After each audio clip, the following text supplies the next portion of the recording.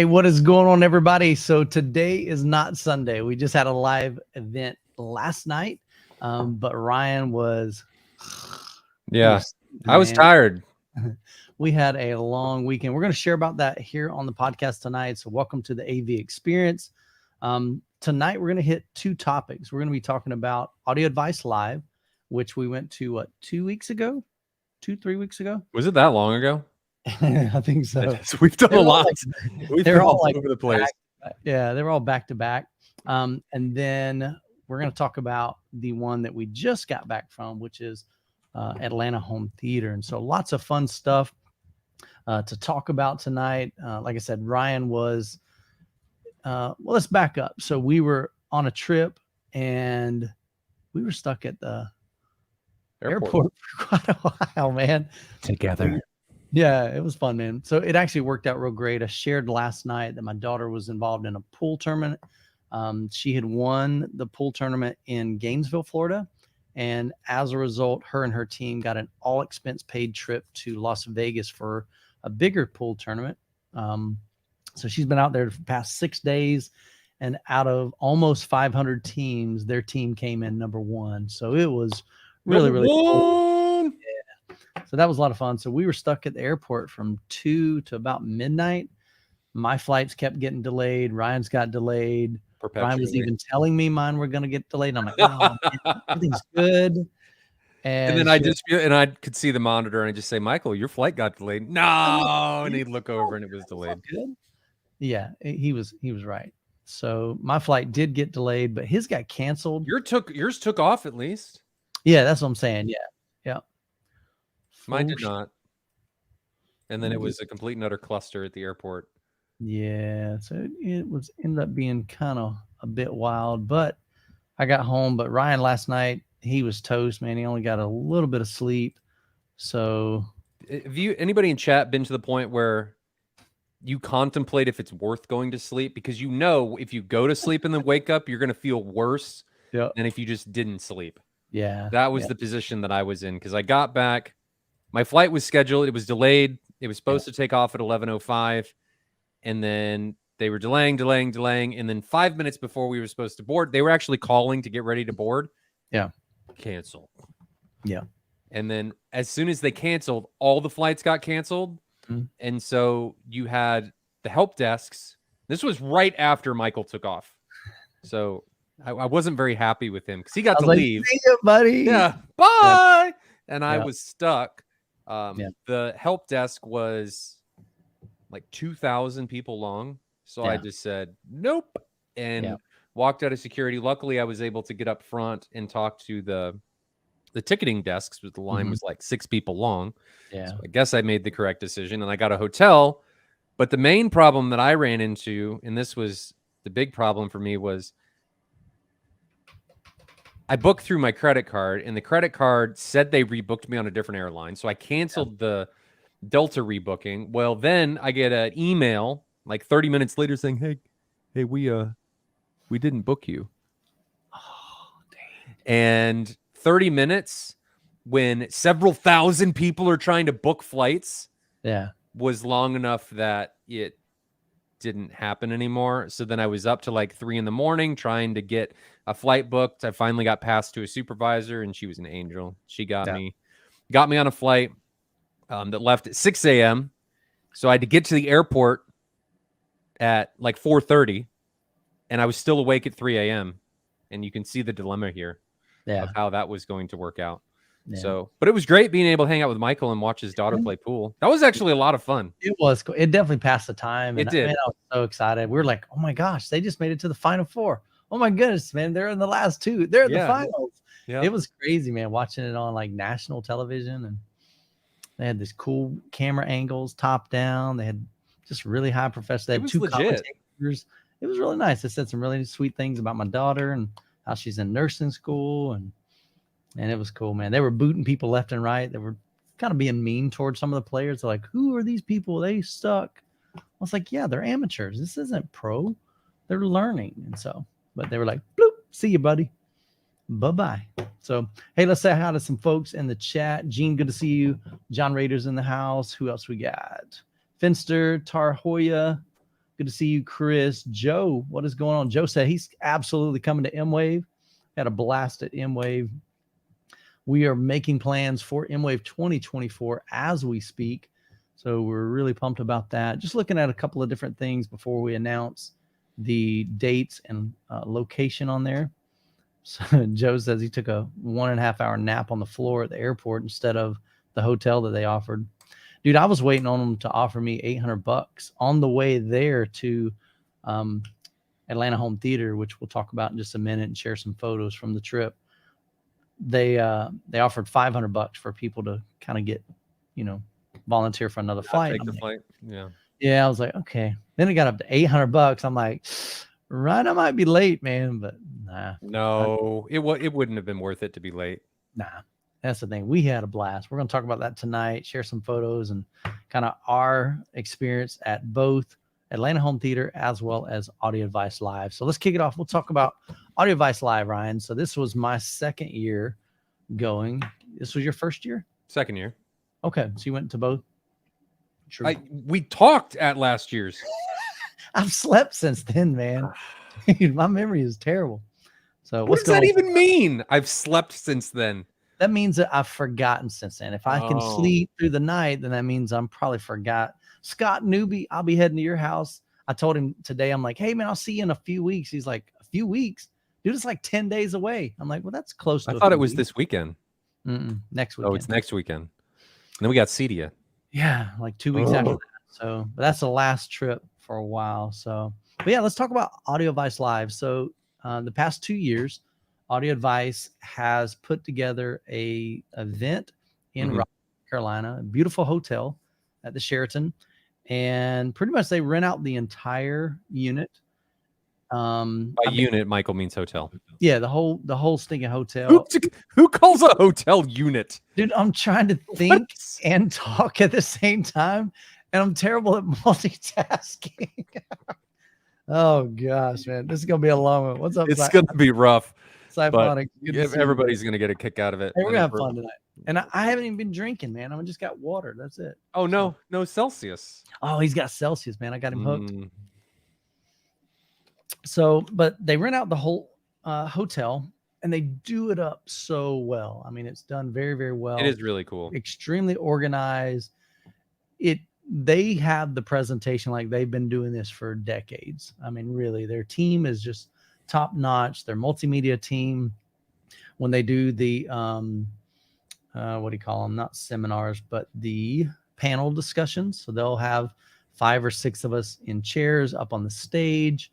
They've got a screen behind us and they can pull in comments from the audience, and it's just done really, really, really stinking well. So on the bottom floor, second floor, and third floor, they've got, I think they had 7 Dolby Atmos systems. There, we'll talk about some of those. A lot of the rooms above that, which I think is floor 15, 16, and 17, hotel room to hotel room, is just a bunch of different vendors. Most of those were 2-channel setups. There was some video stuff. Yep. But not like dedicated theater rooms. No. Except for SVS. They had one up there. They did that up there again? Yep. They almost always do that's like a 5.2.2. So usually 2 Atmos, 2 subs, and then 5 speakers on the bed layer. But yeah, man. JD's got 6 minutes, man. I don't know what you're going to catch in 6 minutes, but we're glad you're here. So, but yeah, man. So I did a lot of videos. So if you missed some of those, definitely check out the channel, because I think I did 3 videos while I was there. I did 9 YouTube shorts while I was there. So there's definitely some video content there. Honestly, I didn't take a lot of photos while I was there. So unfortunately, I don't have any to show of that, but I did take some photos during Atlanta Home Theater, which we will show. Ivan, what's up, buddy? Good to see you, man. So let's kind of talk through, like, what were some of your, I mean, of course you were there with Mad VR. Did you get a chance to go to a lot of the rooms or some of them? Or? No, absolutely not. So this will be me talking, I guess. Well, I mean, I got to see some of the stuff. I mean, I got to see the rooms. I didn't necessarily get to experience the rooms. I got to see some like behind the scenes stuff, and I've experienced most of the stuff there. Sure. So I don't think there was really anything new. I think for a lot of people, the newest thing was going to be the Samsung The Wall. Yeah. That they had that small panel as soon as you came into the hotel. Yeah. And then right out by Coastal Source, who was out front. And then they had because last year, the big room that was at the top of the stairs where registration was, right. That was like the Jubilees were in there last year, and it was kind of the stage. But this year they split it in two. So they had the stage, and then the other side was a Samsung The Wall and a 3.2 JBL system, synthesis system. Correct. So I've still got to edit that video. That's going to be kind of a longer, not longer, but well, yeah, it is kind of longer. But I got a lot of footage of that room. So that video is still in the works. It'll probably take me at least a day or two to edit that. We got to play video games on that. Yeah. That was super cool. I never got to play the video games. I think I left before they did that. You're a loser. No, I was in there for a long time and they never brought the PS5. They did. And they brought it in. It was like, hey, here's a PS5. We're not going to hook it up. Yeah. And they just started cranking like music, and that was cool. We're having fun. It was really loud, though. I was really wanting to. It was really loud. Okay, that is hard to hear from you, like Mr. I'm the one usually leaving your room after a while. I'm going, You didn't this year. No, yeah, you kept it kind of tame. Yeah, it was really loud. So, but the video games were super cool on that. Playing Mortal Kombat on there was super JBL cool. synthesis setup. It was 3 speakers. I was trying to see if I could pull it up on. I think it was SCL2s. Let's see. I think is what it was. And then they just had 12-inch subs, I think. I wonder if it was 12s. I mean, technically, I guess I could. Let me see. How were the hyphen pair? Hyphen pair. So the hyphen were the white speakers. They did a where? They look like the Tower of Sauron. Oh, the monitor audio. Correct. Yep. Those speakers. Yeah, the hyphen. Are we dropping opinions on what we thought about different stuff in here or no? It's up to you. Yeah. We want to do that? Sure. I mean, let's face it, they were $100,000 speakers, Yeah, but I really like the Neolith, and those are 120. They did. That was a good reference. They do look like the Tower of Sauron from Lord of the Rings. They do. I thought they look cool. They sounded good. Of course, they didn't have a ton of bottom end, but that's a massive room. I mean, a massive room they're trying to fill. Yeah, they definitely needed a Nintendo 80-inch sub in that room. Maybe not Ryan's room. They needed it in the Tower of Sauron's room. They were okay. I felt bad for monitor audio. There was some stuff that happened where they didn't get some stuff, and the guys were up super late because shipping got messed up. But that was in their theater, though. That wasn't in the 2-channel setup. It was the same room. Yeah, but they were. Yeah, it was a different setup, but it was the same room. I felt bad for the guys because it was both 100%. Monitor audio. 100%. So that was rough. I guess he flew to Buffalo, New York, because they shipped the wrong speakers, and flew to Buffalo, New York, loaded up the correct speakers, and drove till about 10 or 11 that night. And this is the day before the show starts. So they had a crew there staying up all night, setting it up, calibrating. And really, from what I heard, room is cursed because the same kind of thing happened to RBH last year. Yeah. And they had to spend all night doing stuff. Yeah. Nobody's going to want that room. It's like, that's going to be the BOGO room. You buy half the room, half free or something. I don't know. But yeah, but it was a cool room, definitely. I mean, it's always nice to hear the engineering behind it. I've got to, again, I did an actual video during the press release of that. So they explained what the speakers were about, kind of the inspiration behind it and so forth. So that's on the channel as well. What was let's go. So we talked about the wall. Then we went over. It was super cool. Beautiful picture, man. Now it gets a little hot, but I did a video on that talking about, is that going to replace projectors? So check out that video. Yeah. Tonight's just a plug for Youth Man. I think all the videos I've done. So, but literally, do you think those are going to replace projectors? No, not at all. I don't either. And that was my thing, and the reason being, the short version, where do you put the center channel? It's either got to go below or above. Not ideal. You've got a lot of heat. Heat. You can, so on some of these, if you go up next to them, you can see you can feel it. the heat radiating off of them. I mean, Yeah. it is awful. Mm-hmm. The wall isn't the worst, but Yeah. some of them, there's several manufacturers that make Sure. these, and I've seen quite a few of them. There's a lot of heat. They look gorgeous though. They're super bright. We had all the lights on in there, or they had all the lights on in there. And I mean, this TV is still just drop dead gorgeous, even with full lights on. And of course, you dim the lights, looks even better. Could have used an Envy. Possibly, sure. Everything can use an Envy, man. But yeah, that was a great room. The JBL synthesis speakers, they had a 3.2 system in that room. So no surround, just a front killer sound stage, one to the left, one to the right, and then one underneath the center or underneath the wall. And holy cow, it rocked. And they only had 2 subwoofers. I think they were 15s. Were they 50? Yeah, they had to be 15s. They couldn't have been 12s. They were phenomenal. They did pretty well. Massive room too. I mean, they did pretty well at like mid bass. Yeah. Oh, they weren't going to dig super deep, but for what was there, they did good. You didn't like hear any distortion or anything like that. Yep. I will say when they had the gaming night, things were turned up pretty loud and my ears did start to hurt, which is usually an indication of distortion. But they had it really loud and it wasn't JBL that was doing it. So it was just kind of an after hours thing. So I can't really fault them for it. Sure. So that was just a really great. And that room is huge. I mean, it's some turntable stuff. They've one thing that I liked about what JBL's doing is they're trying to bring in some of the younger crowd, I think. And the way part of how they're doing that is they have turntables that are Bluetooth. I'm not sure. Been around for a while. Well, but I mean, all right. So it shows you I don't follow that, but I just think that's cool because they're trying to.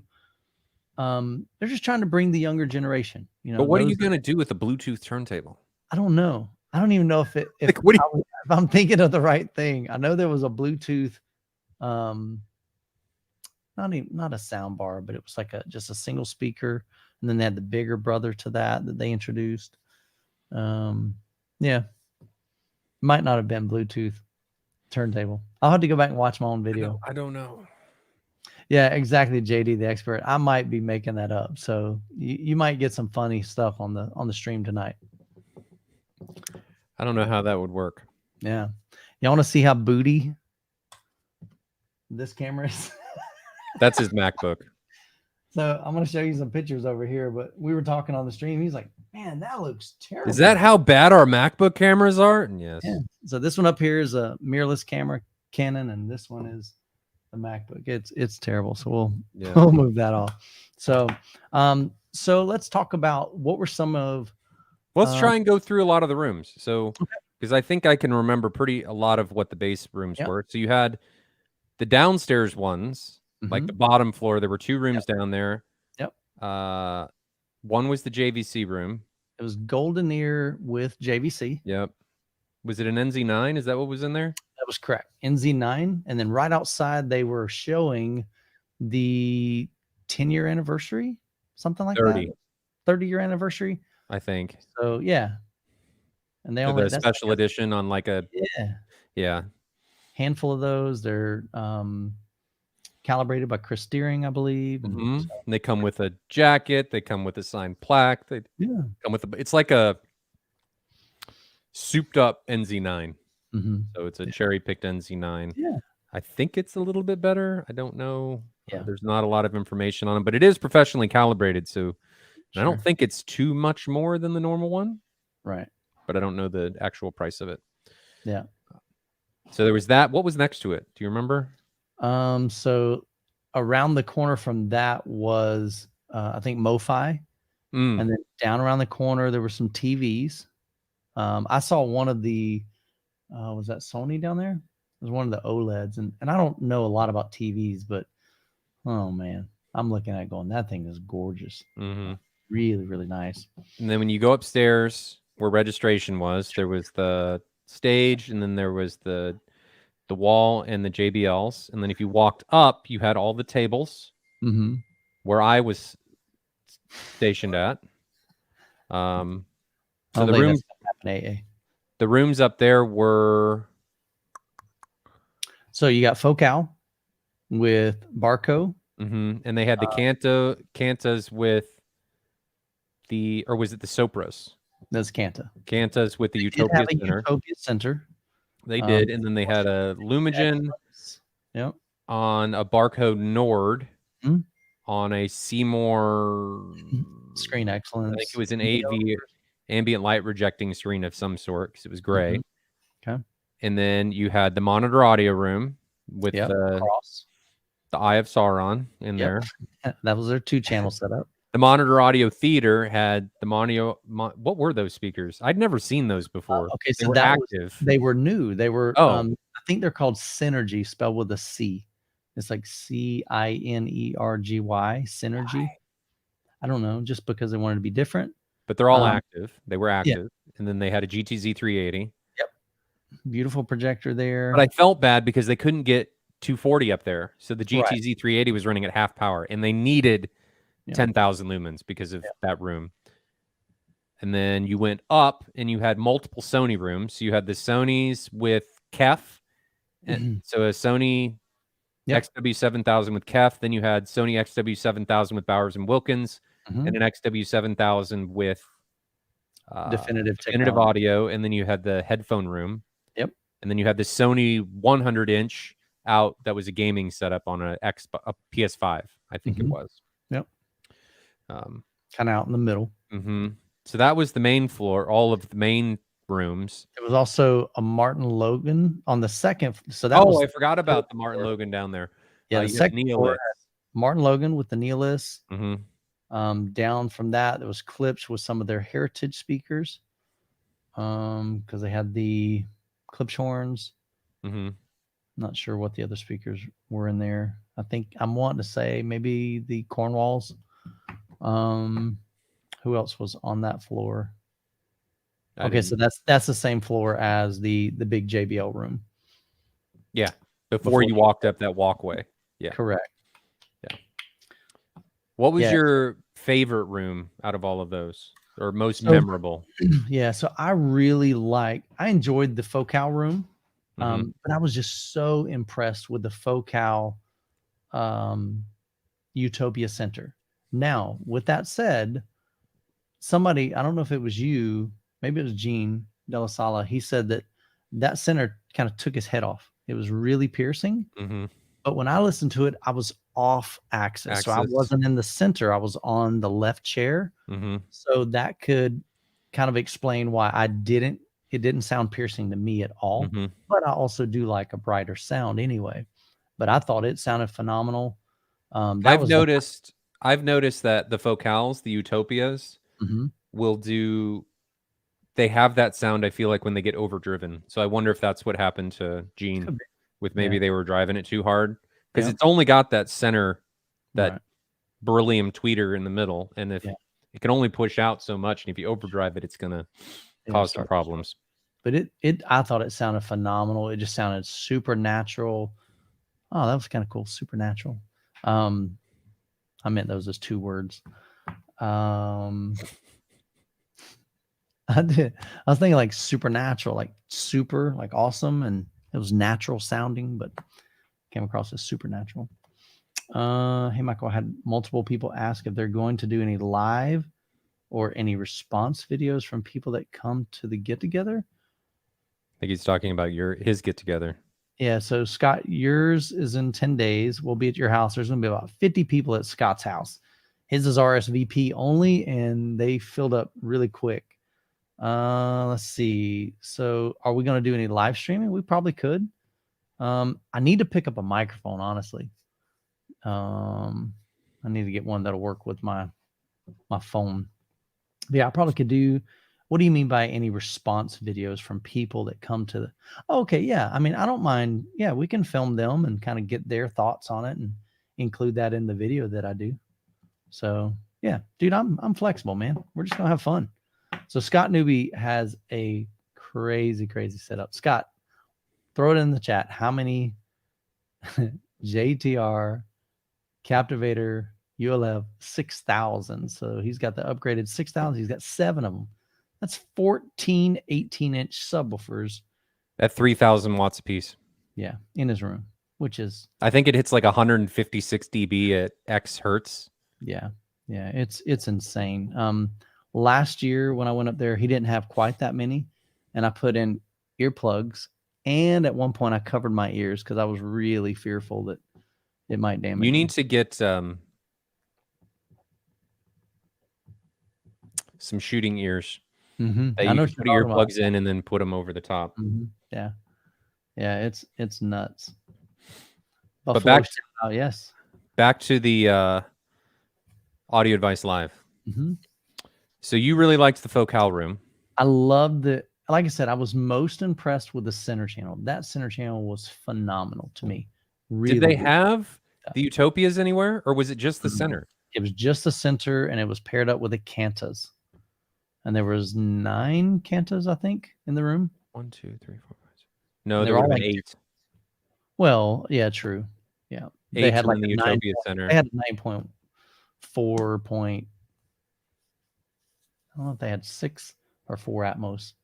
One thing that was cool is that they actually put the Atmos speakers in the ceiling. Yeah, that's one of the cool things that the hotel allows them to do. Yeah. Is they can put them in the ceiling, which what they probably do is Audio Advice just saves those tiles and then just, has other tiles. So that's super cool that they let them do that. Yeah, absolutely. Maybe they don't ask and they just do it anyway. And they're like, we'll just replace them. We'll just replace them.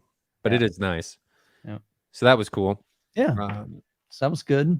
I think the Bowers and Wilkins room sounded really good. I heard multiple people say that. I didn't get to hear it, but you don't agree? No. What didn't you like about it?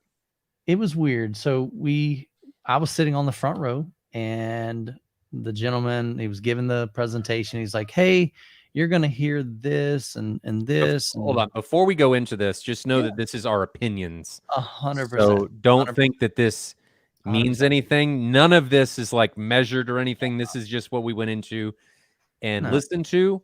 And there very well could have been issues with that room because, guys, vendors run into stuff all the time where things are misbehaving, things aren't doing things correctly. They don't realize it because maybe it was working correctly and then it wasn't and a setting reverted or something.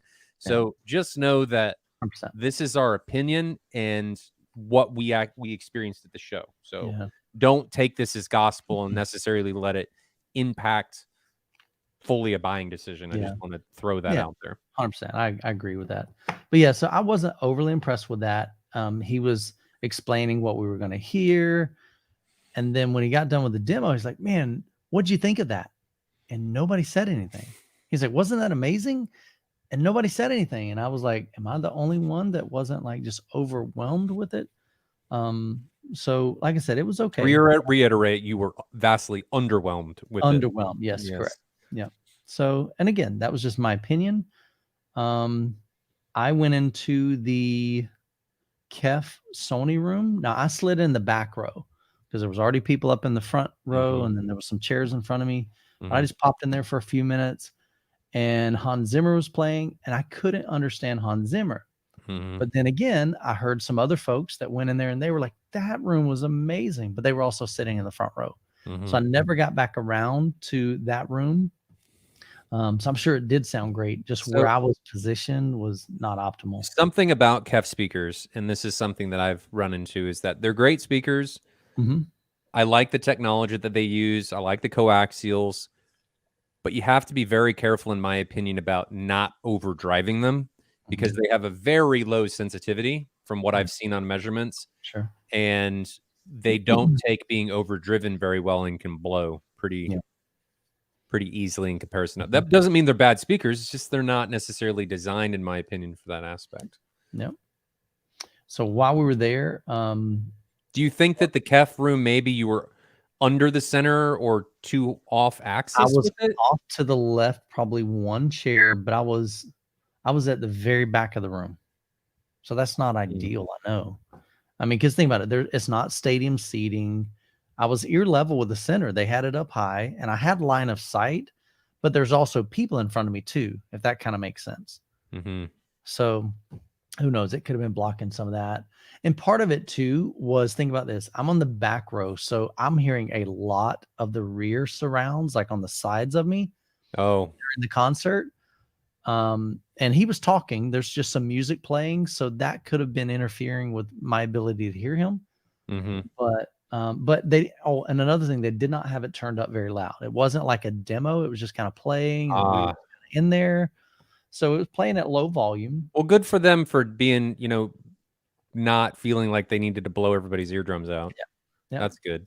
Yeah. So I really wanted to get back to that room and hear it up front, but like I said, I just didn't get a chance to it because there's so much to see, man. They've got tons of vendors, lots of rooms. You definitely need 3 days. So if you're thinking about coming next year, definitely do. If you can make it, do the 3 days. Don't do the 1 day because there's just too much to see and experience. So then moving up to the 3 floors, I got to 2 out of 3 floors. I got to the 2nd floor, and I thought I had like another hour because my watch, Jessica bought me this brand new watch, and it was like an hour and a half off. And it does that randomly. Like it works fine. And then one day I'll look down and I'm like, that is not even close to being correct. And so I'm like, crap, I got to get on a flight. And I had to leave. So I only got to 2 floors. But I had a chance to hear the Clips room, had a chance to hear the SVS room. What was your favorite room out of everything? The Focal room? Yeah, out of home theater. Yeah, to me. What was the favorite room overall? So I really like the sound of the JBL synthesis. I thought that was done really. I would love to hear that as a full system. That would be really cool. In a home theater setup. They are good speakers. They had a this was something different they tried. So Kef, speaking of them, they had a room set up with 3 ultra short throw projectors. That was pretty cool. LS800. So there's 3 of those. Again, I got a little short video on that. You want to check that out? 3 120-inch screens. And so you just got kind of one at a diagonal, one straight in front of you, and one at a diagonal. That was a sweet little setup, man. They had a flight sim, not really flight sim, but it was flight sim. It was Microsoft Flight Simulator. Okay. So it was on like a Xbox. It wasn't like, a flight simulation kind of thing. And then they had a racing, but I didn't get a chance to be in there because it was quite not difficult, but it was hard to just kind of switch back and forth between the two. I'm going to interject just because he's leaving. Yeah. What's up, dude? Appreciate the $10 super chat. Coffee on me, guys, in Miami. So he's in, I was about to say my backyard, but it's not really. Miami's probably about 6 or 7 hour drive. He's closer to you than he is to me. 100%. He says kind of warm. It's not kind of warm. It is nasty down here. Our August, September is brutal. It's horrible, but he is with his wife down there. They're having a blast. So enjoy your time, brother. I'll see you in 10 days at your house. I can't wait to hang out with everybody. We're going to hang out, crank it up, enjoy. It's not that bad there. It's 90 degrees. Dude, our humidity is like 300%. Yeah. We hit 2 days ago, it was 106 with a heat index of 110 with a humidity of like 80%. It was gross. Our humidity is 100% most of the time. It's bad, dude. Yeah. You can walk outside and breathe and you start sweating. Oh, yeah. I feel you. Appreciate you, brother. We'll see you in a couple of days. So yeah, so that room was really neat. Let's see what else did I was in one room and I hear this really hard pounding bass, and of course that gets my attention all the time. So I walk out and I walk across the room or walk across the hall, and it was the JL Audio. No, REL. Sorry, it wasn't JL Audio. I didn't find their room. They had the stacks. So they like to stack them. So they had 3 on the right, 3 on the left. It was a 2-channel setup. But dude, those things pounded and they hit really low, at least in the music. I mean, it wasn't home theater, so I don't know exactly what frequency, but it sounded really good. I think REL, they're not bad. They're just really expensive. Yep, for sure. I don't think they're bad, just expensive. I mean, but I was impressed with that room. And again, they were just listening to music, so it wasn't super low frequencies. But yeah, so I enjoyed that room. Trying to think if there's anything else that stood What was out. your favorite display? Well, by far the wall. The wall. What about fidelity wise? Was it the best? I liked it. I really, really did. Not only was it bright, it was super detailed.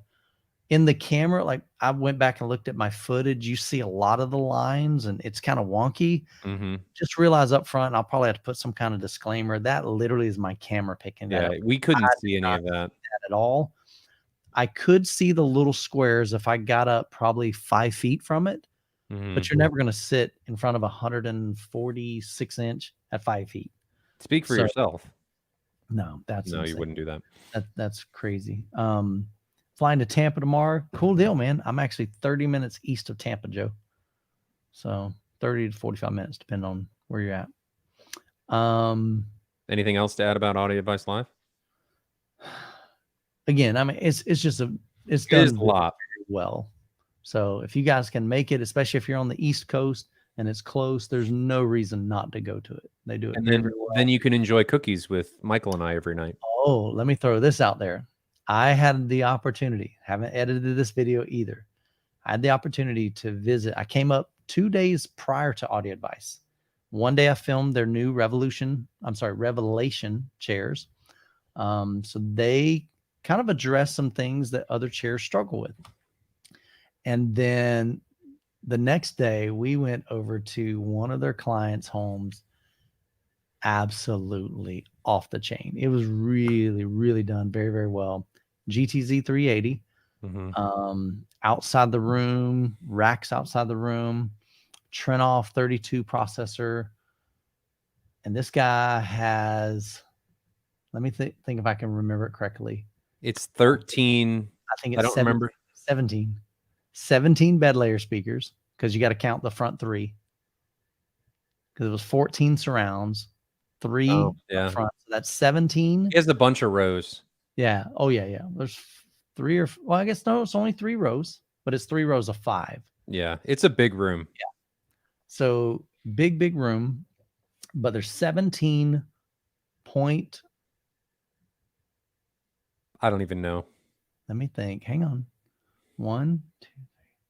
I think it's 17.5.10. That sounds right. Yeah. They had 10 Atmos speakers. Done very, very well, dude. We started off with 2-channel. Phenomenal. Really, really phenomenal. Very immersive. Like it was just surrounding me, and there was no center channel, no surrounds or anything, no Atmos. And then we ramped it up to the full system, but that was done very well. So I have a full home theater tour on that. So that was definitely one of the highlights from the trip for sure. That was done really, and that's one that they designed and installed. And so we'll have that on the channel. So anything else on Audio Advice Live before we transition? How did you go from cookies to that? How did I go from cookies? Because I mentioned cookies, and then you didn't hear me say cookies? I said, if you were saying if people come out next year to Audio Advice Live, and then I said, if you do that, you can come enjoy cookies with Michael and I, and then somehow you transition from that into the theater. No, I remembered. This? Was there anything else that I remembered? Oh. So that it hit me. No, oh, dude, Ryan was like, one day we're sitting out in the foyer in the lobby. No, we were at dinner, and we were trying to find dessert, and they didn't have any chocolate.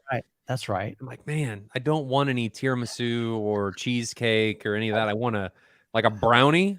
Yes. Or a cookie. Brownie. Man, the last 2 times we've gone out, we did cookies every night at Audio Advice. Yeah. And then Atlanta Home Theater at the airport, we had that brownie. Yeah. Brownie was good. Yeah. That was really good. Yeah. So if you guys ever come hang out with us and we're not doing anything, we're just hanging out, you're probably going to get hit with some sweets. They were hitting insomnia cookies. But yeah, Ryan looked it up on on his phone. I was trying to find ice cream places, and then somehow I ended up, I asked one of the waitresses at the restaurant, and they delivered. So that's where we went, and we ordered them 3 times. And I got the same delivery guy. Probably thought I was some fat slob ordering delivery cookies every night. We're handing them out. Hey guys, y'all want some cookies? They're like $30 for 12 of them, but man, they were so good. They were good. So good. They were good. I don't think really anything else. Okay. I didn't get to go really anywhere, so I don't really have much of a comment on what was my favorite, what wasn't my favorite. Yeah. Obviously, the Mad VR station was my favorite. Yeah. I can comment on something. The A95L was phenomenal. Mm-hmm. That was the TV we got to use at the NV station. Oh, okay. That Right. was the 77. Okay. Thing was stupid bright. I mean, unbelievably bright for a 77. And it was just, picture was great. Mm. But now on to Atlanta Home Theater. All right. And I have some photos, so we'll slide this up. This will help us a little bit. All right, here we go. So this is the backstory. About a year ago, I did actually, let's put me and you up here. Which one was it? That one? There we go. There you go. So about a year ago, I was invited up to Alex Evans' home to do a home theater tour. Well, we reached out to Trenov. We reached out to Wisdom Audio, because that was two of the vendors in his room. And they both said, Michael, we'd love to sponsor that video, but we would like to fly out to be a part of the video if that's cool. I went, absolutely, that'd be great. So they flew Joe Walters from Wisdom. They flew John Heron from Trenov. Then we had the calibrator come in, Chuck Gerlach. And then we also had the owner at the time, which was Scott. Man, why can't I think of his last name now? I don't remember Scott's last name. Yeah, it'll come to me. But anyway, so Scott was there. And so we just had this great time going through his theater. We did a home theater tour. So if you search for Youthman, Wisdom, Trenov, you'll find that video. Alex was super gracious host. Then he says, hey, Michael, I can take you over to Atlanta Home Theater. They were the ones that integrated everything into my home. I went, sure. So we go over to this building right here. This is a mansion that they had purchased and converted to a showroom for their business. And so each room has a different kind of vibe and a different theater and different 2-channel setups and so forth, different budgets. So we had a great time with that. So fast forward a year later, Alex Evans, the homeowner, ends up buying Atlanta Home Theater. And so Alex reaches out to me recently and he says, hey, Michael, we've done a lot of changes since you came last year. I've remodeled, all the flooring. We've changed out the lighting. We've changed out a lot of rooms, and we've got a dedicated Ascendo theater room now. And we have a dedicated Ascendo 2-channel setup. And this is at their building, not his theater that you demoed previously. Right. So that is in this picture right here. Correct. So I'll walk you through some of the photos that I've got. And we'll talk about each one, because I did get to experience most of these, because this was more, I really enjoyed this setup, this event, because I didn't have to set anything up, which was great. Every vendor that was there, I mean, I say we, so Alex had invited a lot of the vendors. Mad VR was there, Trenov was there, Kaleidoscape was there. Who else? Sonus Faber, Sony was there. Ascendo, LG, Samsung, Wisdom, Christie, Sony. Tons of vendors there. There were a lot of vendors there, but this was kind of a party for all of their clients and the vendors and stuff. Yeah, so it was just a good time. And so let's go through these. So first thing you see when you come up to the building is there was a Ferrari. One of those is Alex's. I think it was the one on the right was his. Yeah, I don't think that one's his. But there's probably 5 or 6 Ferraris, and I'll just kind of go through some of these. So that was me. Who's that guy? Big old head in front of Atlanta Home Theater. I didn't get a chance to see this one. This was the McLaren. I walked out later on to film some more vehicles because people kind of kept coming and going. And I went out there and I was talking to a gentleman and I'm like, man, are these awesome? He's like, yeah. He's like, did you see the McLaren? I went, what McLaren? He's like, yeah, there was a McLaren earlier. He's like, that was my favorite. And he pulls it up on his phone. I'm like, dude, can you send me that photo? And so he airdropped it to me. So this was the McLaren here. That thing was beautiful. Holy cow. Got 2 more Ferraris right here. So Alex's. You can see in the back. Yeah, I think was his on the right? Yeah, it's the one on the right, the SF90. So I don't know the model numbers. These are way above Youthman deals. So just gorgeous, gorgeous. I knew I was in the right place when I got off my flight, got dropped off by the Uber, and the Ferrari pulled up. Yeah, when I first showed up, dude, they're out. They got guys out here just washing them and waxing them. I'm like, and one of the guys came up. He was filming me. He said, "Hey man, can I get your opinion?" He's like, out of 0 out of 10, like what would you rate the wash job? I'm like, dude, 30 all the way. He's like, whoa. He got all excited. So I'm sure they were sharing that on their social media. So that was cool. They're super nice guys though. They were setting it up. So this again is on the front of the building. So here's one of the rooms. So this is a really high end. Is it Estalon? Is that the name of the brand? That sounds right. I didn't get to go into the 2-channel rooms upstairs. So this was a really, I have a feeling this is a very, very high end room, very expensive. I've got a little close up of the amplifiers. I have no idea what brand these were, but that just looks holy cow. expensive. It is, seriously. When you have isolation feet for your amplifiers. Yeah. Yeah. Really high end room, but I popped in there just a couple times, mostly to take photos. The room itself was cool. This was one of my favorites. This was Sonus Faber, Macintosh. Will Klein from Macintosh Group was there, and he was like the Will DJ is awesome the whole night, dude. He is rocking this 2.2 channel setup. You can see the speakers in the middle, and then you've got the subwoofers on the far left and far right. This is upstairs. The floors are wooden. And what I told Will later, I said, man, I really appreciate you playing like some normal music, stuff that was really high energy, just some great, bass. He was playing. Will doesn't come across as the guy that would be satisfied with any of the normal music that people would play at like Expona. Yeah, he plays everything, dude. I'm trying to find the name of the, because I saved it because I know I've heard it before. Actually, let me go to my bass demos. So it should be the last one. Kashmir? Yes, Kashmir, dude. So if you guys haven't heard of Kashmir, but there's a specific one. By Merson or Mersan. Yeah, there you go. I thought I had added it. Maybe I added on a different one. But anyway, go look that up. Kashmir by Merson. I don't know how you pronounce it. Oh my goodness, dude. It's a good track.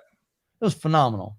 And the Sonus Faber, you think, oh, those can play just jazz or classical. No, those things could stink and jam. Sonus Faber makes good speakers. I mean, they're not, they know what they're doing. Yeah. Yeah. Big power. So you can see the monoblocks down there on the bottom left and right.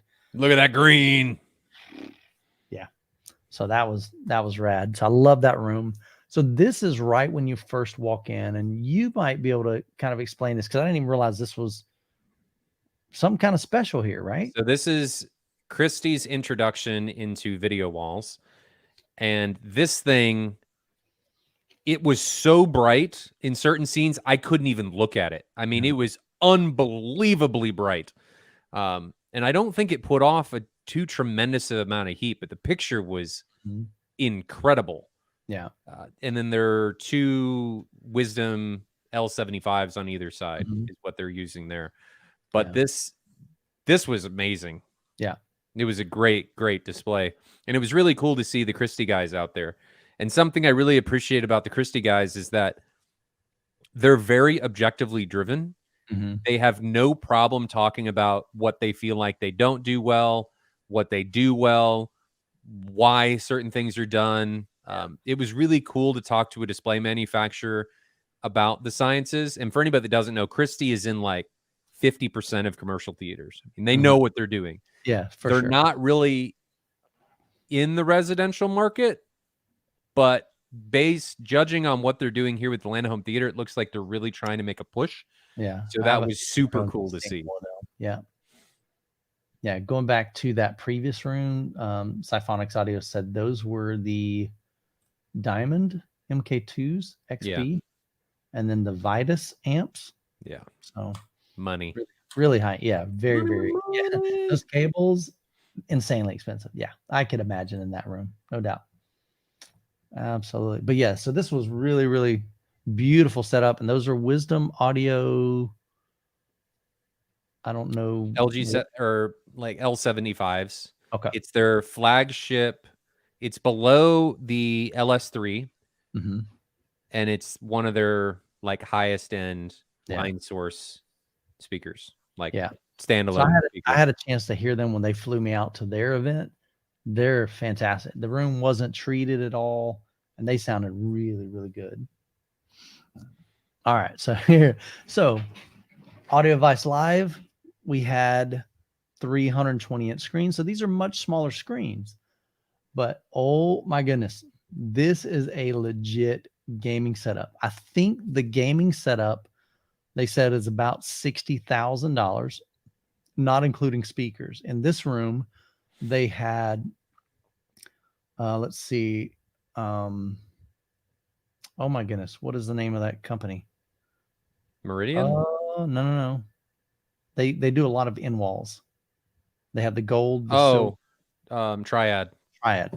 So they had, I think, 6 or 7 speakers, Triad. And I believe Jeffrey told me they had his kind of least expensive subwoofers in there. They had 4 of them. But this thing has D-Box built into the seat. Oh my goodness, man. Legit, steering wheel, all the controls. And of course, they've got it hooked up to a high-performance PC. And they can change like all the settings on it to make it more realistic or make it easier for people to use. So they had 3 rooms like this. They had this was a Porsche track. They had another room that didn't have another thing about this that was really cool. You can't see it here, but they had these 2 hoses that come up in front of you. And the faster you drive, the more air they blow on you. I'm like, it was a good thing because it felt like we were in a middle school locker room. I mean, it was like just sweaty in there because it was a small room. The faster you drive, the more air it blows on you, but your windows are up. So why? I know that's what was weird, but it still felt great. I wanted to drive as fast as I could, put it that way. But here's the cool thing. I think I even have a thing on here. Here we go. Look at there. What is up at the top there, guys? That says Michael S. He cheated. Cheat codes. No, I did it, man. Cheat codes. I rocked it out, dude. I've only played that twice. I kind of busted the first time, and I'm like, there's only 3 people on that leaderboard, though. No. I got a better handle on it. Took off. Beat the guy running in there, Robert. I want to say he's one of the guys at Audio Vice. And so, not Audio Vice, at Atlanta Home Theater. And he said, man, you beat me. I was like, that's awesome. But then later on, I came back and somebody beat me by 1 second, and I never got a chance to get back in there. So, but that was a fun room. So they had the Porsche simulation. In another room, they had an F1 simulation. Now that was pretty interesting too. Totally different steering wheel, like an F1 steering wheel. Mm-hmm. But instead of, kind of sitting upright, you were almost laying down like you would. I mean, your feet are almost straight out in front of you. They got to slide the seat back to kind of climb in it, push you into the cockpit per se. They just had the surround or the sound coming from that setup. So they didn't have like a surround sound. So that wasn't as immersive. But when you bust or when you wreck, the steering wheel literally goes out of control like it would in a real car. Like you let go because it'll break your arm if you get your hand caught in there. So yeah, Kashmir Marson, that's right. So that was a fun room. And then they also had a golf simulation. So one thing Atlanta Home Theater is trying to do is kind of do much more than just home theater. Diversify. Yeah, so they're doing simulators. They're going to get a flight sim as well in their showroom. So they'll have flight sim, racing sim, and golf sim. So they're offering that to their customers. They're doing whole house audio, whole house lighting, whole house video.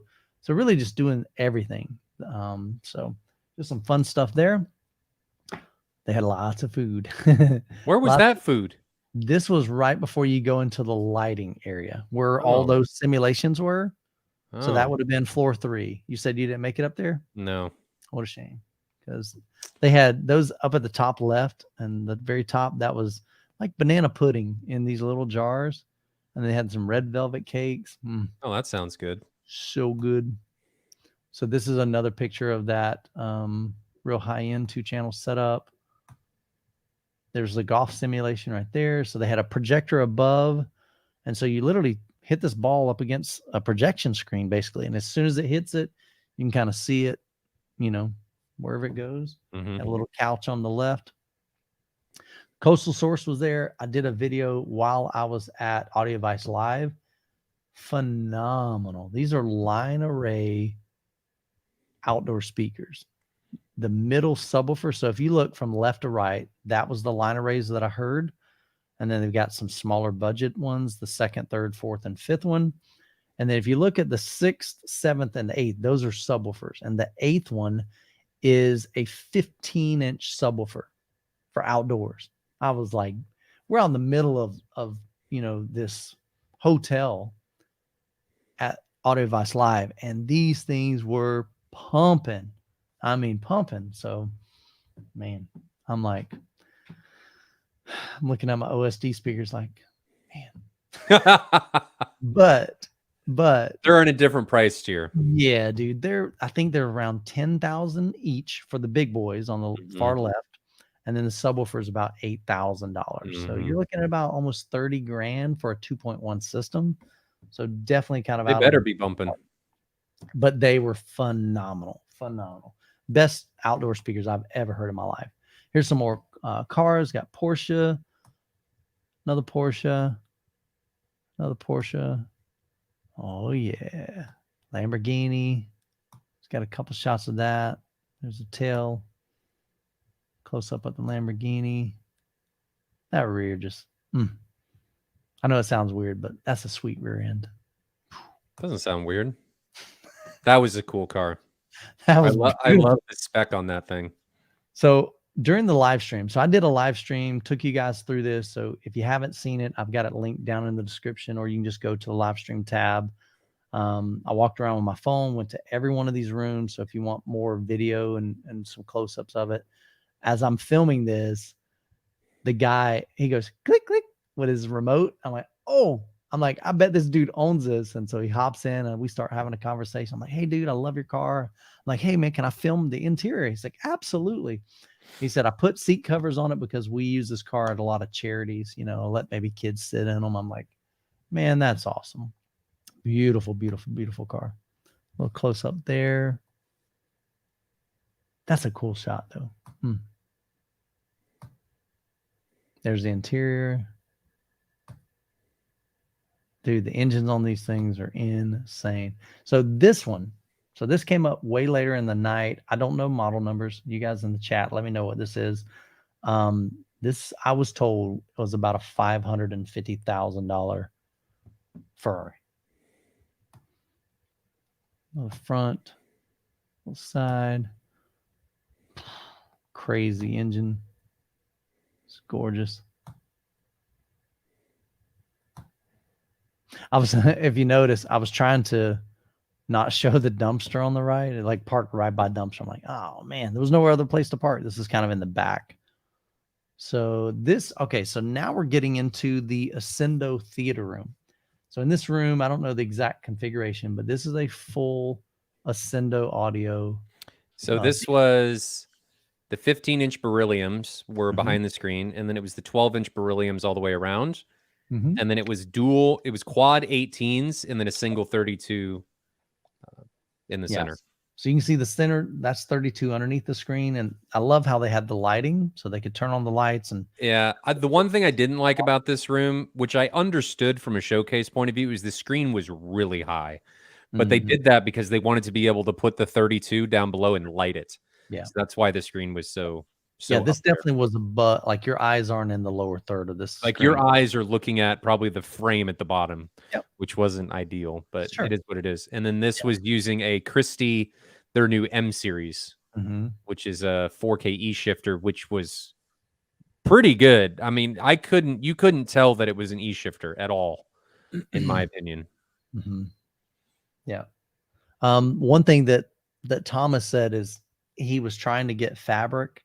I wish I had a better shot of the walls. You can see the yellow lights on the side. What they did was the acoustic treatment had gaps in between it.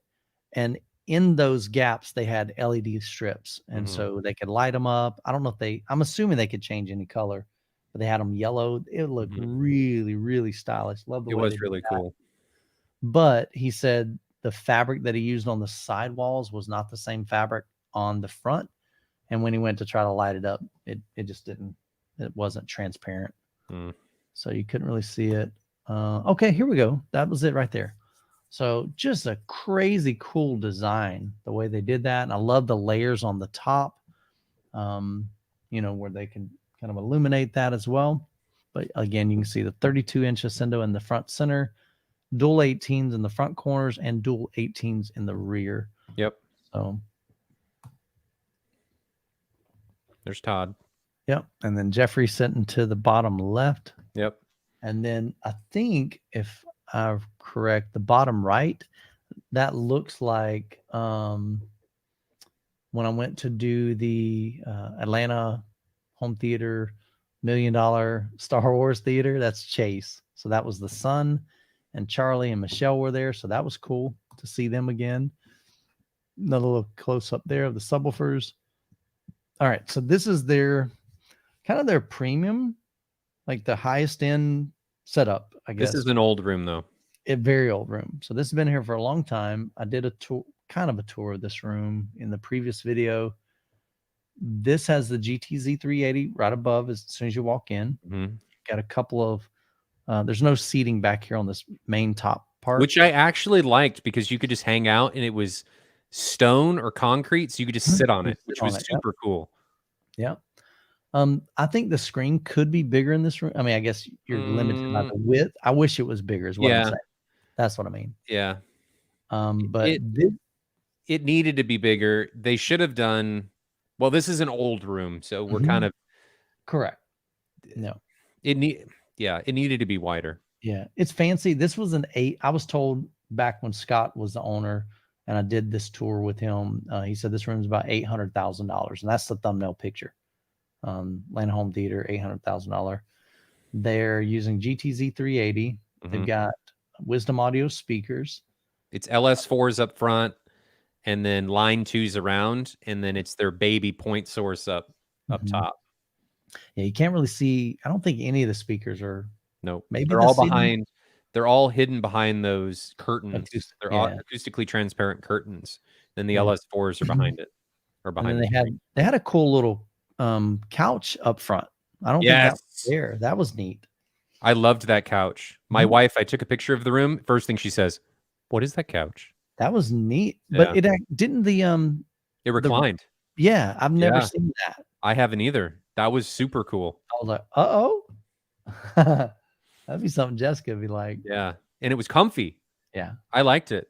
Yeah. That was a nice couch. So beautiful room there. Very elegant. So this room was probably one of my favorites too. It's phenomenal. So Ryan, I'm gonna let you share about this because you spent quite a bit of time in these. I spent a lot of time in this room. Mainly on Saturday because we got to stay an extra day for a very small event on Saturday. So you guys have probably heard me talk about that I do not like horns. I don't like the way they sound. I'm just not a fan of horns and compression drivers. That was until I sat in front of these speakers. It took me 2 seconds to fall in love. So these speakers are the Ascendo Black Swans. They're Ascendo's flagships. I think the reason I like them is because they're not really like any other horn. They have a restricted dispersion. So they're about 110 degrees horizontally, and then something I think Jeffrey said 50 to 55 vertically. And the image that they present is near identical to my Martin Logan's, which was really weird, but it was amazing. Right. So they've got this amazing horn, and then they've got a 15-inch woofer on each of them, and they're designed so that you can stack woofers. So you can have 1, 2, 3, or 4 woofers. And the reason you do that is because it's dependent on the SPL that you're trying to do. You need more woofers in order to keep up with this horn. This horn, Jeffrey said, is 117 dB sensitive. Yeah, it's insane. That's ridiculous. Yeah. Like they were otherworldly. So that's Jeffrey. He's the designer. So the other cool thing about Ascendo is Ascendo publishes all of their measurements. They don't hide anything. Anything they measure, they publish, which is awesome. Jeffrey is hugely based in the objectivity of the space. And design these speakers as kind of a no holds bar thing for home theater. But the cool thing about Ascendo is they have their roots in 2-channel. So they understand what you really want in a musical speaker, in that, not that a speaker is musical, I guess, but what you would want in a listening space when listening to music. Yeah. But they did a horn with a compression driver because Jeffrey finds that that's really the only way to design a speaker for a theater. And it was just having a horn that did that to 2-channel music was, I heard them and thought, that's probably what's going in front of the new theater that I'm building. He's like, that's what I want. That was amazing. So and then that the 50-inch infrasonic was bonkers, man. That was crazy. Yep. I'm gonna do a video on that, on this room, and kind of primarily. It was a terrible room. Yeah, the room was horrible. There's hard surfaces everywhere. There's hard, like almost like wooden ceiling. There's a small rug in the middle, but it's hardwood floors. The chair was blocking everything on the front left. The chair never moved. Yeah. And guess what? It still sounded amazing. Incredible. So that's a testament to Alex said that it took Jeffrey 15 minutes to set up these speakers. That was it. So this, my understanding, was an office. And so they basically removed everything from this room. This isn't supposed to be a 2-channel setup, but they're like, hey, we want to really just have some more like demo spaces. And so they removed everything from this room. This is a temporary setup. And so, like you said, they brought that subwoofer in, brought the speakers in, set it up like 15 minutes. And it sounded phenomenal. Yep. And it was really cool to see. Like, I love Jeffrey. He's so objective. Yeah. But then to just see him in the back dancing. Yeah. He's having fun. And he recognizes that it sounds good. And he's just having fun. So that was super cool. Yeah. They were being driven by a Trinov, and I think it was a PA-16 that was driving. That was the amp. Sure. Yeah. And then it was stupid amount, like it was a 20,000 watt amp that was doing the sub. Yeah. But that sub was that sub was amazing. You never even see. I know somebody said, I did a short on this video, and you could see Will Klein. He's in there, and he's just like grinning from ear to ear. He's from Macintosh Group, and he's enjoying this. And then David from Qbuzz. Qbuzz. Whatever. Qbuzz. So you got Will Klein on the right with Macintosh Group and Sonus Faber. David from Solomon from Qbuzz. So you can see David, man, he's getting it, and he was just having the time of his life. We were all just smiling, and another guy comes in the video, and you can see he hears the subwoofer. He's grinning from ear to ear. It was a blast. But somebody said, "Man, I want to see that subwoofer flex." You're not. No, you don't. You're not going to. It could, dude. He said it was. What did he say? I know, but he said it had like 4 feet of X-Max. No, it had like 100 millimeters of excursion. That's nuts. Can you imagine if that thing was moving that much? No, you barely saw this thing moving, and I never saw it moving in that room. I mean, we're talking probably half an inch. It maybe it moved. Oh, you couldn't even tell it was moving. Yeah. But I swear I saw the windows on the back of the room bending. Yeah, that was a fun room for sure. So David, he was just having a ball. Will Klein's like, this is my Zen moment right here, dude. Love it. He's a super cool guy to hang out with. But those speakers were amazing. Yeah. But then we got to do, this is what we got to do on Saturday. Yeah. So we had a party on Friday night. And then the next night, Ryan and I and several folks were invited to kind of a private event. One of their clients wanted to see a couple of the Christie projectors. And Ryan's like, Christie? I'd like to see that too. And Alex was like, absolutely, we'd love to have you. And so we had a chance to get there. So this is their Christie Griffin. Ryan, that's Christie's Christie Griffin. They brought it down to showcase it. Yeah. So I think they have to ship that back in a couple of days. I think it went back today. You see those big handles up there? They literally attached those two. They took it out of the case, attach that, and that's how they carry it into the room. It was awesome. But you can put all kinds of lenses on it. Lenses, of course, range. Absolutely ridiculous. Incredibly beautiful. So Ryan says they're setting it up and just kind of a down and dirty calibration, not even calibration, just initial setup.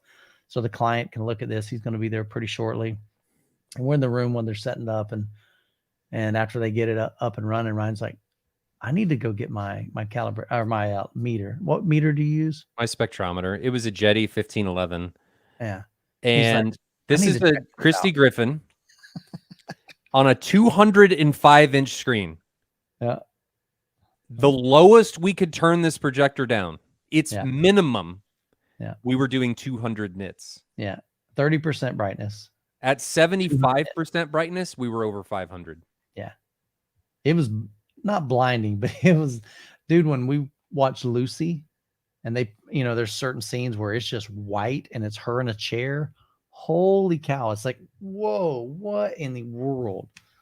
So that was fun. The clarity on this thing was unreal. I mean, there's certain patterns that people don't realize, that the boxes of pixels aren't just 1 pixel. It's 4 pixels.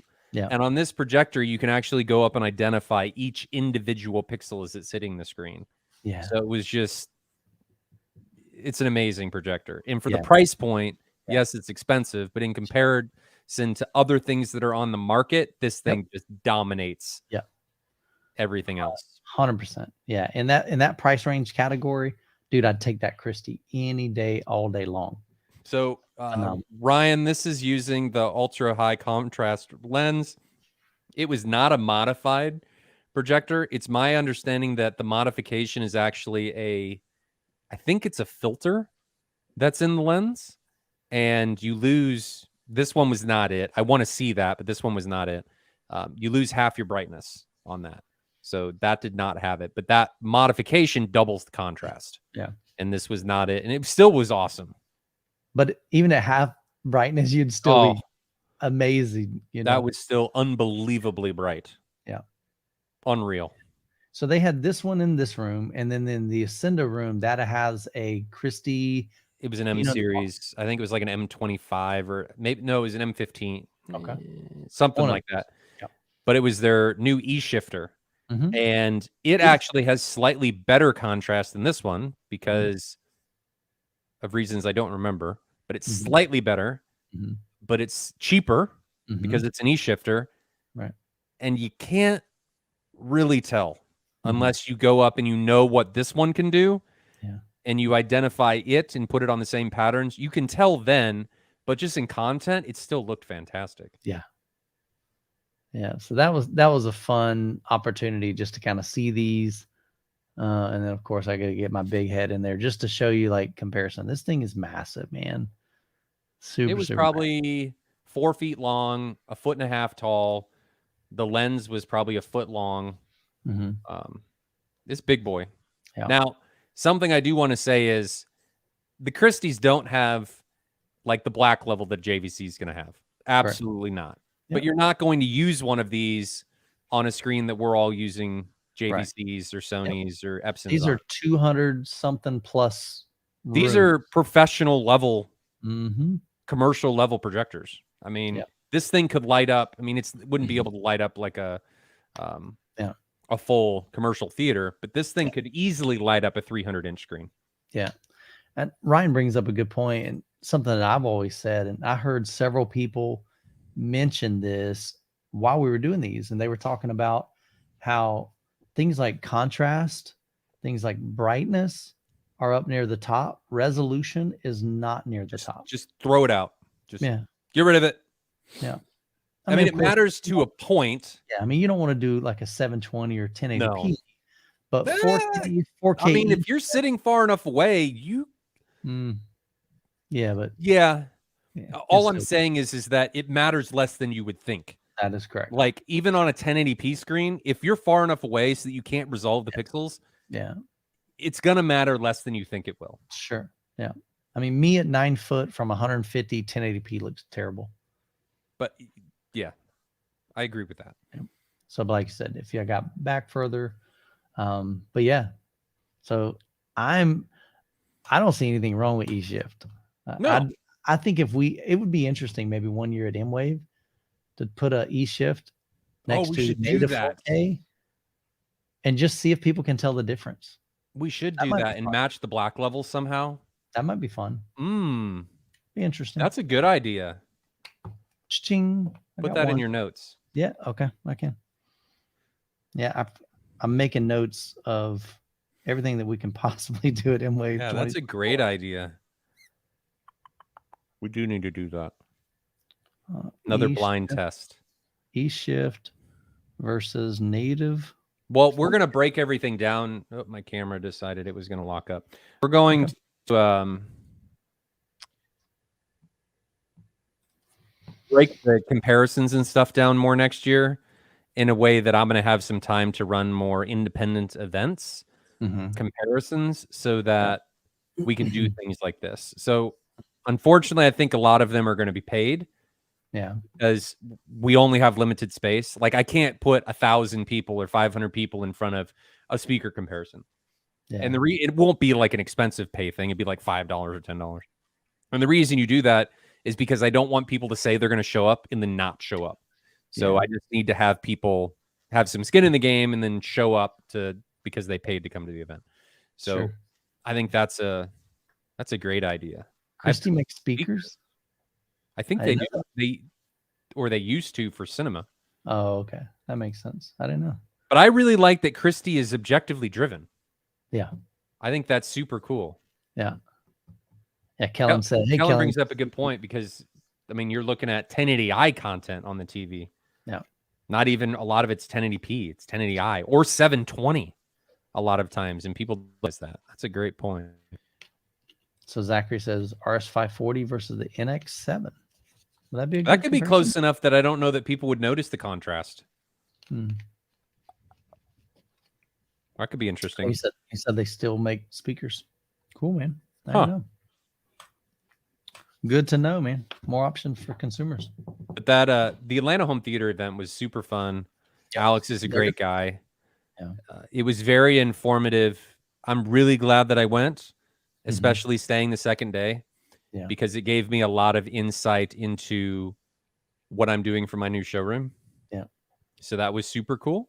Yeah. And I got to talk to some people and talk to some vendors about what I was trying to do. So that's super cool. Yeah. Maybe next year for M-Wave, if the house is under construction, we can have some people over and see it in its building phase. It will not be done, but people can see it in its infancy. When it's being built. That could be cool. Yeah. What was your favorite thing there? There was a lot of good stuff. The most fun I had, honestly, was driving. That was fun. So I really think we need to do a simulator at M-Wave. Yeah. That'd be good. I think that would be worth it. What would you want to do? What would be your ideal setup for that? What would that look like? I think we need to do a racing sim. Okay. And I'd like to do a flight combat sim. Okay. I think we can do it. Okay. I mean, I have the knowledge to do it because I did combat flight sim professionally for several years. I just got to get some vendors involved and see if we can make it happen. The space isn't an issue. I'd probably put it in with the projector and TV comparison rooms, just so we're not eating up another room. Yeah, there you go. That would be super cool. Get did D-Box involved and stuff. Yeah, so Joe's excited about that. He's like, bring it on, man. Yeah, I think that needs to happen because I've had people and I've sat them down in my flight sim. Yeah. And it's people have a lot of fun with it. Joe better make that pay too. I'll hog it. We could I think it'd be cool to do a competition. That'd be fun. Yeah, where you'd like with the racing sim, you see who posts the best time, and you get like X number of laps. I think that would be super cool. And then for the combat one, it's see who can make it to the end and not die. Okay. Because I think people, especially with the real combat stuff, people are going to get their asses kicked. Yeah, I was telling Ryan, he's got one in his basement, and so he's like, "You want to fly it?" This was the first time I flew up there to his house, and I said, yeah, dude, that would be awesome. He's got a legit setup, man. I mean, all the controls, touchpad, everything. He's like, I'll turn off the pedals so you don't have to worry about that. I'll just kind of put it in easy mode. Man, I got my butt kicked. I mean, he's flying vertically. Like, why won't it go anywhere? I'm like, you're out of airspeed. It won't go anywhere because you're not flying fast enough.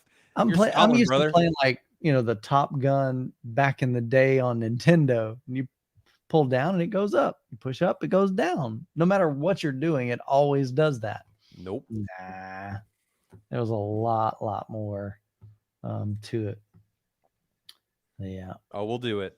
But yeah, man. You guys got to know Michael and I better than that. If we say we're going to do something, we're going to have some fun. It's going to happen. So we'll have to do the tactile comparison again next year. And that was out of our control. We had that all set up. That sucks. And one of the guys needed to use the Storm audio processor. So we didn't have a way. But now I know that it can be done, and it can be done pretty easily. So that's not a problem. Yeah. I can make that happen.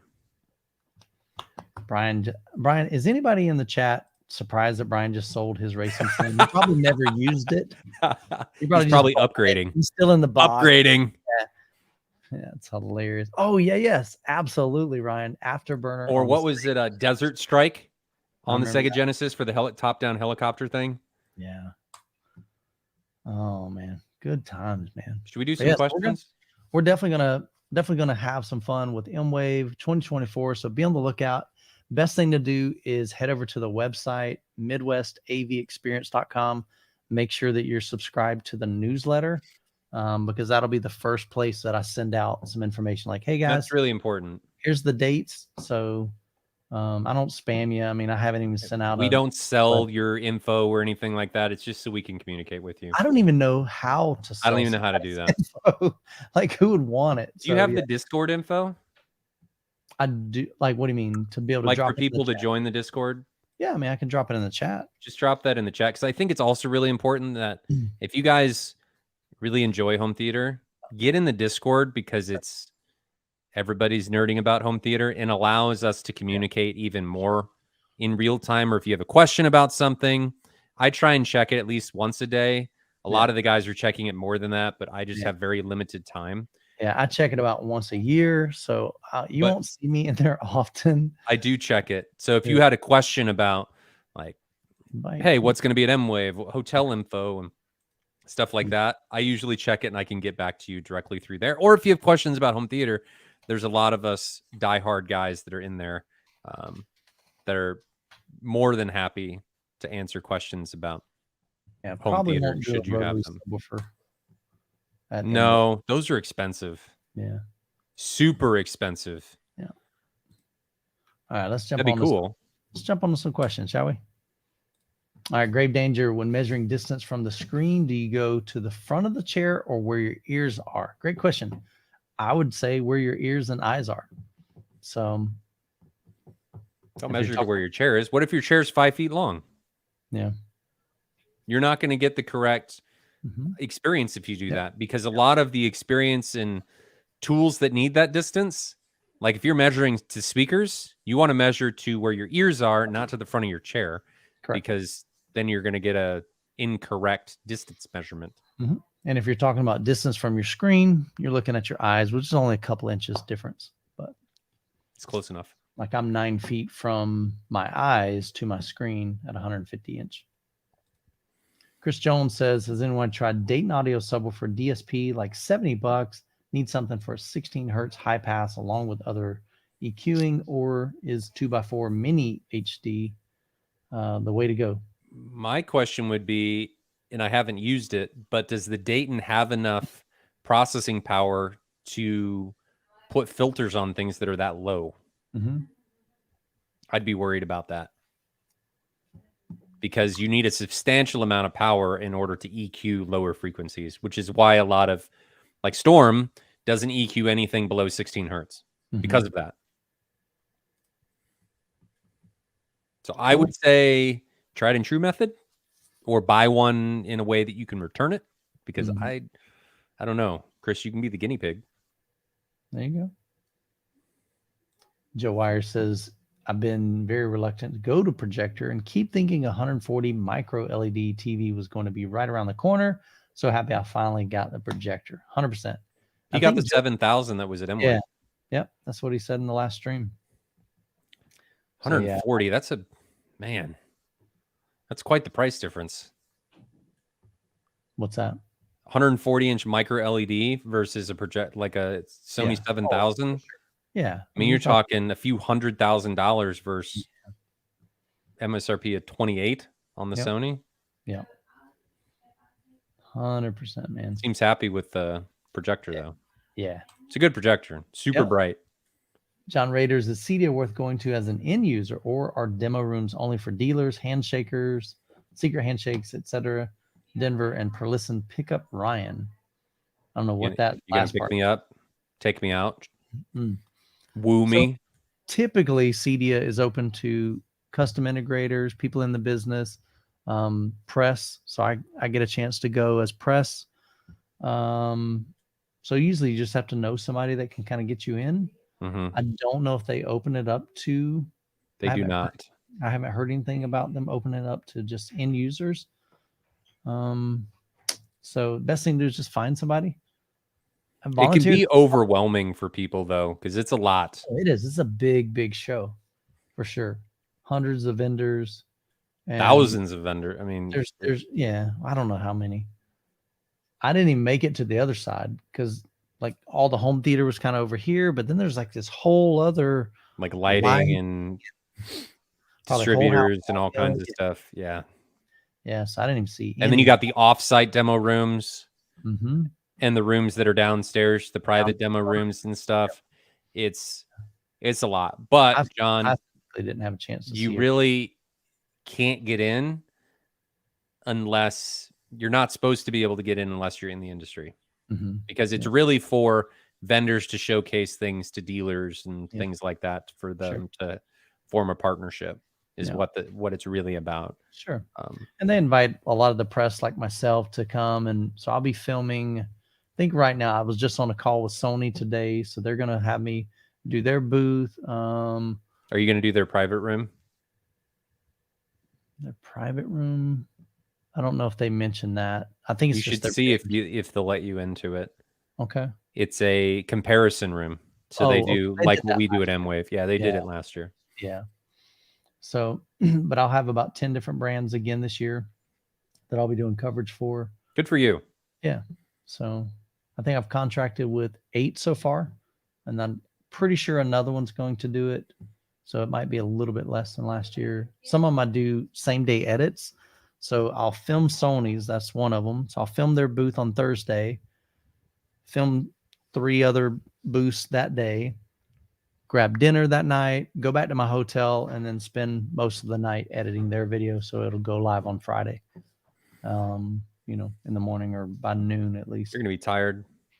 Yeah, but dude, I've never been afraid of hard work. I know. It's just tiring. I'm just saying you're going to be tired. I'm not saying you're afraid of hard work. I can do anything for a short period of time. People are like, Michael, how do you do this? Like a beast. Dude, I can sleep on the plane. I can sleep when I get home. It's must be nice to fit properly on a plane. Well, I'm not saying I can properly sleep like this. Yeah. It's not fun. Let's see. Zombies R Us. In a film. So Nebraska Furniture Mart said the SVS Prime bookshelf I bought from the clearance section were from M-Wave. Yeah. Very cool. That's cool. Yeah. MFM, they were great this year. Don't we have a meeting with them tomorrow? Yes, actually we do. I think so. Maybe. I got to look at my notes. We'll look at that. Yeah. But yeah, so they're wanting to be on board next year. They had a great time. They brought like 10 people. So they partnered with SVS last year to they set their room up in like 5 minutes with that number of people. That's awesome, man. They were so great to work with. Super nice folks. Emily was sweet. I got a chance to meet her and her husband. They came, I think, the last day, and Dylan was there. He's been a great supporter since year 1. Scotty was there. They were just huge helps. Oh yeah, man. Love those folks. So we're excited to have them. PW Herman, sorry about that. PW Herman, thanks for the fast shipping on the AV10. Hope I wasn't too much of a PETA. Let you guys figure that one out. We'll be getting it hooked up as soon as my new amps come in. What do you think? Art when released or multi EQ XT? I don't know. I've heard I've heard Art, and a lot of people tend to like it. But I think Dirac is going to be much more granular. But I would suggest you try multi EQ first because it's free and you don't have to pay for the upgrade. Actually, multi EQ XT is not. Okay, excuse me. That's that new one that's like so. In that case, I would probably skip that and go straight to Art. Yeah, that's the new one that it's like beyond the app. The app's $20, and then they introduced the XT. Oh, it's the $200 app or whatever it is. Yeah, I think they dropped it down about 150. I would do Art. It's premium. I would do Art. Art just has a lot more capability and stuff. I think it's like $500 or something. Okay. It's not cheap. Yeah, sure. Okay. Curious. Let us know what amps you ordered. Yeah. What amps are you going to use? Nice. Adam says, I watched your video on external amps. Is there a way to add an amp to a receiver that does not have pre-out? Great question, Adam. There's possibly a way to do it, but it's not ideal. The reality is really you need to have pre-outs. You can try to do in the, like, what do they call it? Line input and these converters and stuff, but it's definitely not the way to go. I would just save up. Even if you buy a used AVR that has pre-outs, it'll make things so much simpler than trying to figure out a workaround to do that. So before you get to that point, my question would be, why do you think you need dedicated amps? Yeah. Are your speakers, I was about to say insensitive. Are they low sensitivity? My speakers don't have feelings. They're insensitive. Yeah, I mean, do you have a big room? So Adam, if you're still here, why do you feel like you need dedicated amplification? I mean, there's a lot of people that have it. Mm-hmm. Yeah. Michael and I included. Yeah. But there's reasons for that. Yeah. So why do you feel like you need dedicated amplifiers? Mm-hmm. Joe Wires, Ryan, any opinions on a Panamorph? So he's talking about a lens that goes in front of your projector. Say you already have a MadVR, and you're using ALR like an ambient light rejection screen at 0.8 gain. So it's actually below neutral. Mm-hmm. So that helps with contrast. Is that right? Yes. Okay. Which a lot of ALR screens are because they're rejecting lights. They're in well-lit rooms and they need to help with the contrast. Mm-hmm. I would say if you're on a CinemaScope screen, yes, the Panamorph is going to be worth it. And the reason why is because to start from the bottom of this is that most projectors, and in Joe's case, as XW7000 are 16:9 panels, meaning their native resolution for the panel is 3840 by 2160. Mm-hmm. That is like a TV screen. What that creates is if you're on a CinemaScope screen, which is 2.35 to 1, you're going to have overscan on the top and bottom. The reason that's bad is because you're wasting light. Approximately 20% of your light is going off the screen and you're not able to utilize it. The reason light's important is because you need light in order to make the image brighter. Spectral highlights, being able to represent certain colors, all that kind of stuff is very important for projected image and TVs and all that kind of stuff. Mm-hmm. So manipulating the light path in order to get it from off the screen to on the screen, very important, very good. The problem that Panamorph lenses create, and this is kind of I don't understand why people do this, is they create barrel distortion. Barrel distortion is like everything gets warped in a circle, like out towards the outsides, like the sides of the screen, because of the lens manipulating the light path. So what a lot of people end up doing is they'll then zoom the image so that part goes off the screen. Yeah. And they're right back to where they started. Like, why do it if that's what you're going to do? I don't get that. Yeah. But the benefit in Joe's case is he has a MadVR. Mm-hmm. And the MadVR is able to run algorithms in real time to pre-warp the image, called geometry correction. In this case, anamorphic lens correction, to combat said barrel distortion, making it disappear. So you get all of the benefits of the increased light via manipulative light path with none of the detractions or none of the negatives, because the NV is able to get rid of your perceived barrel distortion. So Joe, yes, get an anamorphic lens. It's well worth it. You should do that.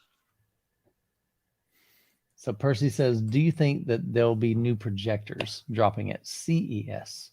I don't think so. Typically, what JVC usually waits 3 years.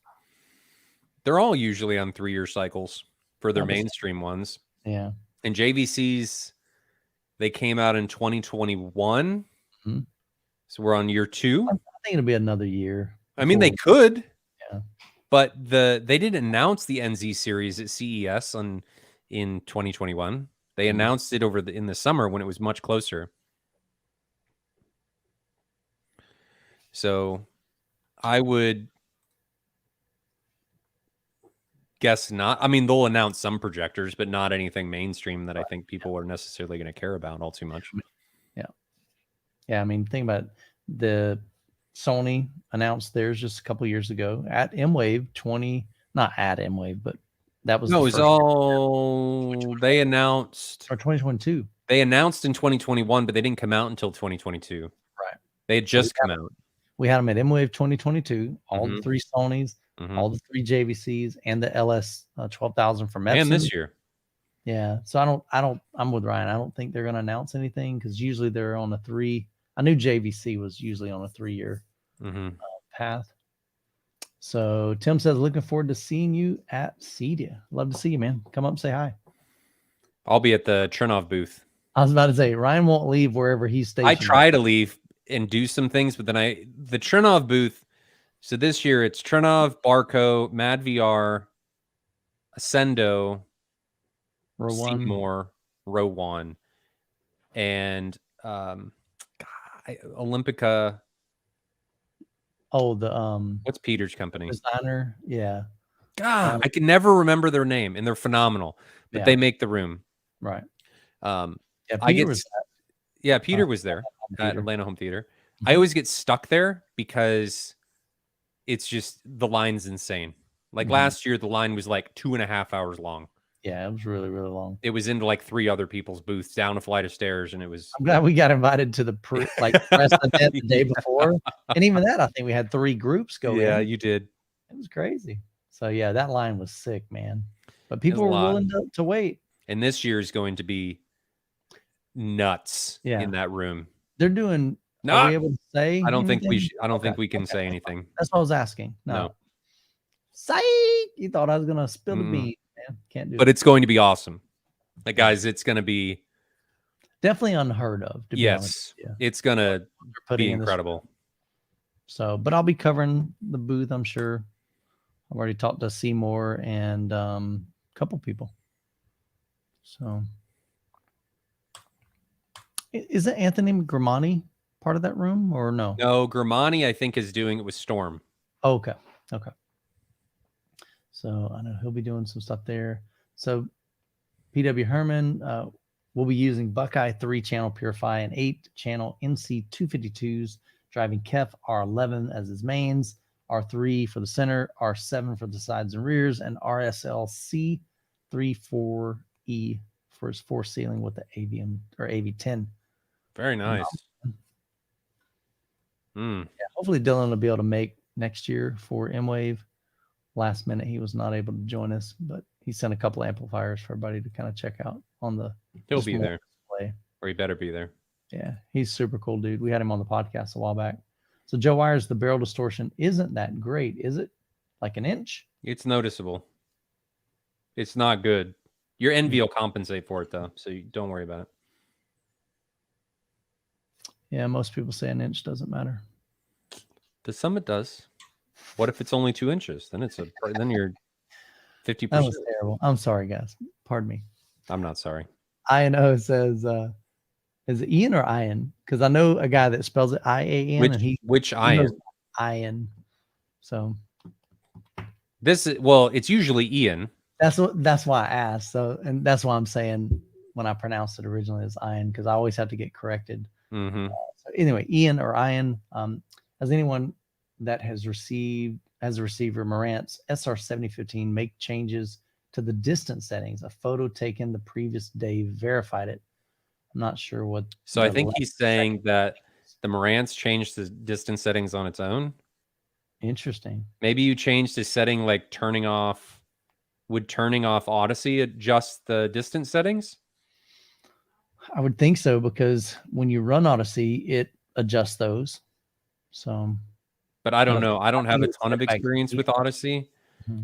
If Jonathan was here, he would know. He has a lot of experience. Ideally, you don't want to change distance settings, because a lot of times that's more in reference to time delay than it is to physical distance, especially in the subwoofers. If your subwoofer is something kind of weird, it's because it's trying to fix the delays in your subwoofer, and it's trying to get that sound to your seat at the same time. Well, and I find the time, so a measured distance or a measured delay in distance, I find not adequate. You want to do it in time or in milliseconds is really what you want to do, because you're not accounting for the back end of your signal chain. Like if your amps are different and have their own delays, if your cable runs are probably inconsequential, but you're not including any of the back end stuff if you're just measuring actual distance and not time. Yeah. So you really want to use time, which is what the Odyssey or any room EQ is going to establish. Yeah. So I think, oh no, that was, yeah. Yeah. So I normally don't mess with those. I let Odyssey do its thing. It can be wrong though. True. But again, so what's weird with the Odyssey though, it doesn't show you, like, that is your time delay, I believe, my understanding. Yeah, it's distance. They don't have it in milliseconds. One of the other problems I have with Odyssey in a lot of room EQ is they're not granular enough. Yeah. So I found with the Storm that I can hear, and I verified it with other people that have come over, you can hear a change down to the 100th of a millisecond. Interesting. You can hear the image shifting. So I think Odyssey will let you do Odyssey does it to the 10th. Well, it does half feet. Yeah, which isn't enough. Yeah, I think it's half feet. Because every foot is a millisecond. No, something like that. But it's just not.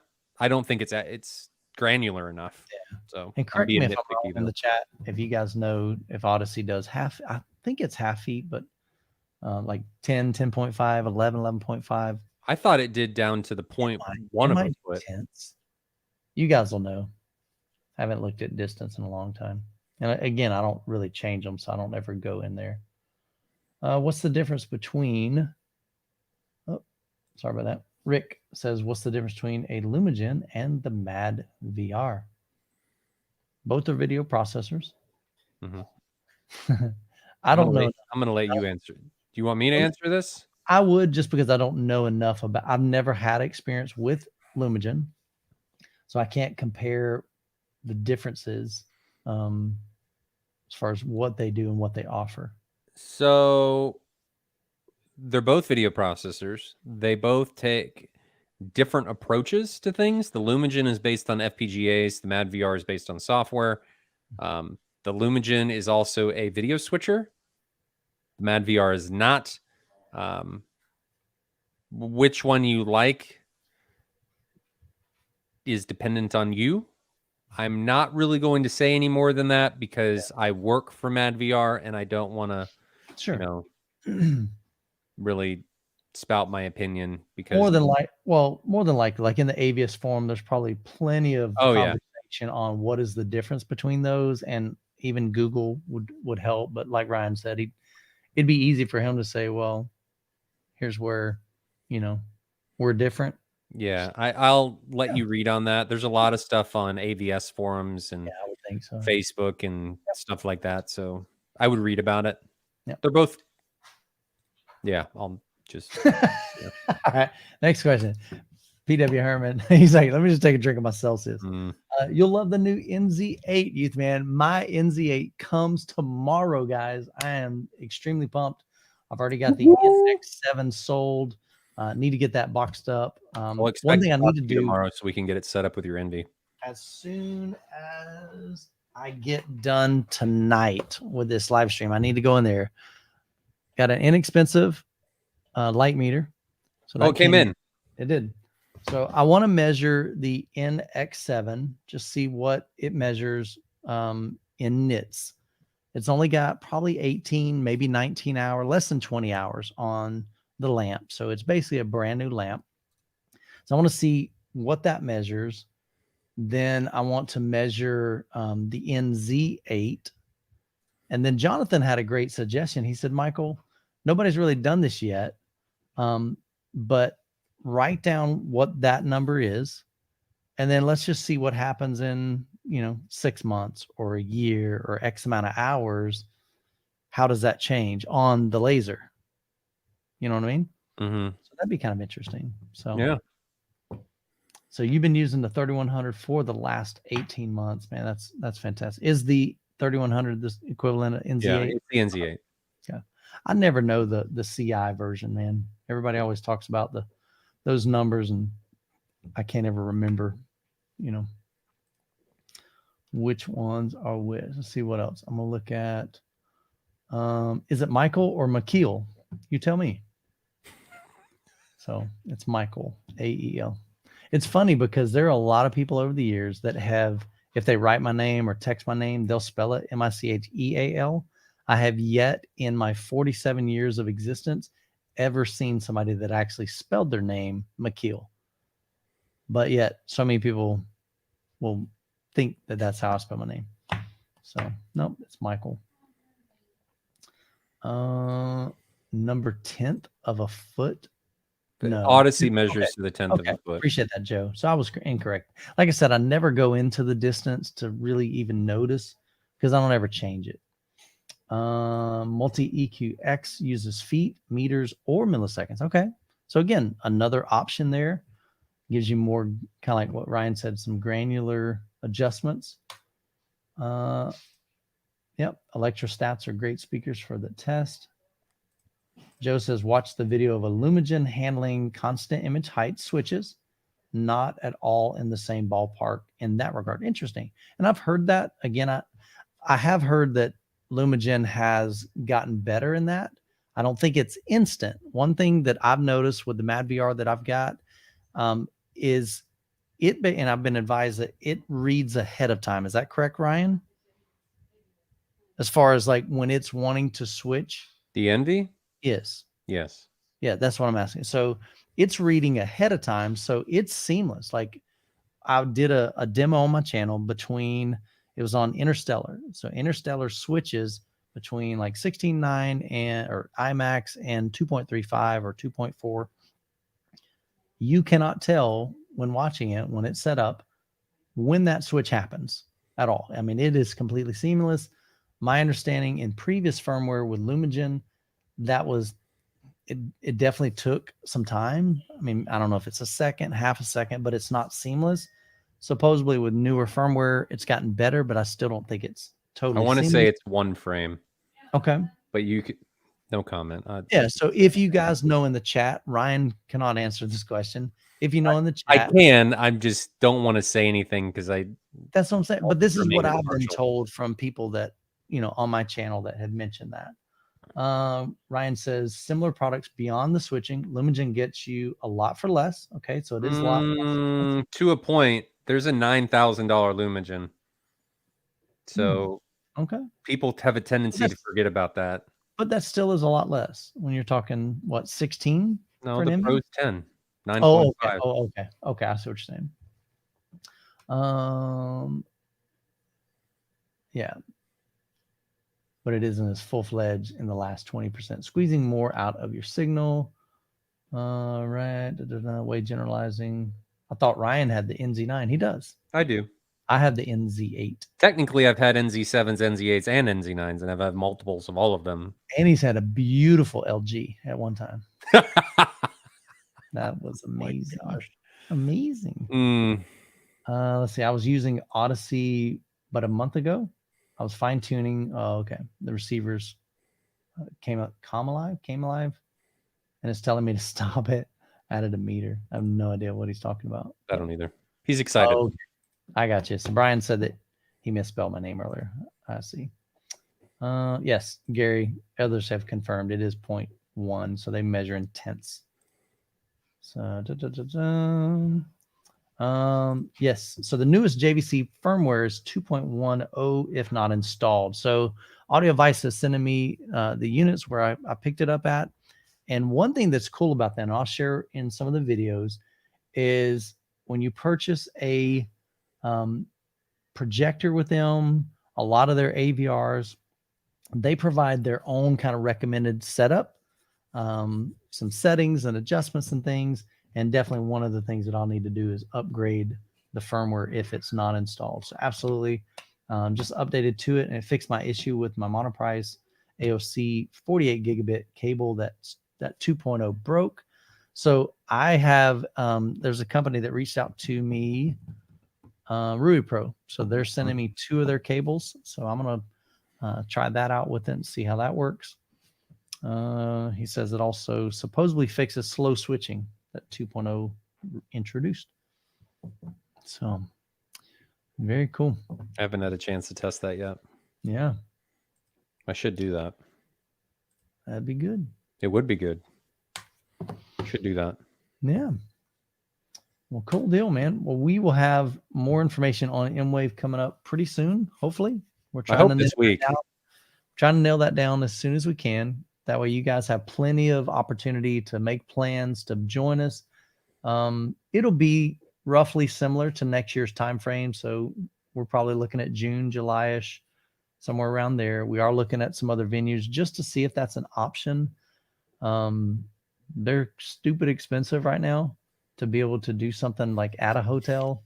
It's just, yeah. Okay. So I'll just be transparent. Yeah, it's scary, dude. I won't say the actual price points, but the scary part is, and this is what Michael and I don't know, is that when you do a hotel, you have to guarantee a certain number of rooms. Right. So in this case, in order to get the price point that we really want, we have to guarantee at least 400 rooms. Yeah. It's 800 rooms over 2 days. So it's 400 rooms a day. Right. You have to guarantee 80% of that, which is just over 300. Right. So if you don't make that, you have to pay for anything that doesn't get there. Mm-hmm. If we don't make it by a substantial margin, that is a huge amount of money. Yeah. So it's, if we did that and we didn't make it, I'm starting to GoFundMe. I'm just saying. That's a good point. Yeah. I mean, worry about it and depend on. It's a scary step. We're trying to very scary. Out, is this the year to try to do that and make that jump? Because it would be super cool. I mean, it gives us a ton more space. The hotel is an ideal location. I mean, I think the room setup is better. Yeah. Nothing against AudioVice, but I think it's better because all of the rooms are right next to each other. And then you rent out the hotel floor directly above it. Mm-hmm. And there's like 17 rooms that we would use on the hotel room above it. And then we would have 16 rooms down below. So potentially almost 35 rooms, which would be phenomenal. So it's just expensive. Yeah. Yeah. I'll be honest. Expensive. That's scary. Cause I mean, this is 2 dudes. AudioVice has a full-fledged team. They've been in business for 20, 30 years. And they're doing their second year. And their first year, they're like, oh, we're just going to buy a hotel for the weekend. And their price is way above our price. And we're both going, it's scary. I'm not doing that. Yeah. But so you know what I'm saying? It's for me to put my, money down on the hotel, because this is what I did for the convention center this year. For me to do that and be responsible for all of that, it's like, I'd like to. Sure. I mean, you get to stay. Everybody would have free parking, right? It's underground parking. You'd get it for free. The restaurant is there. I mean, it's a phenomenally looking hotel. It'd be really super cool. Yeah. We're just trying to figure out, is this the year? So, maybe. We went from 83 attendees first year to over 300 this year. We think we quadrupled. We really think that we could hit 800 to 1,000. Yeah. That's kind of the goal for this year, just to see if we can hit it. But it'd be super cool. 300 was about our goal for this year, and we hit it. So I think it was even over our goal. I think we said 200 to 300 is where we wanted to be, and that's so we hit it. We passed it. Yeah, and this was the interesting thing is I had no real advertising for M-Wave 2023 as far as video content. This year we had a ton of video content. I made content. I've still got a few videos to make for you guys. A lot of people were saying, "Hey, man, I absolutely am. I wish I would have been there."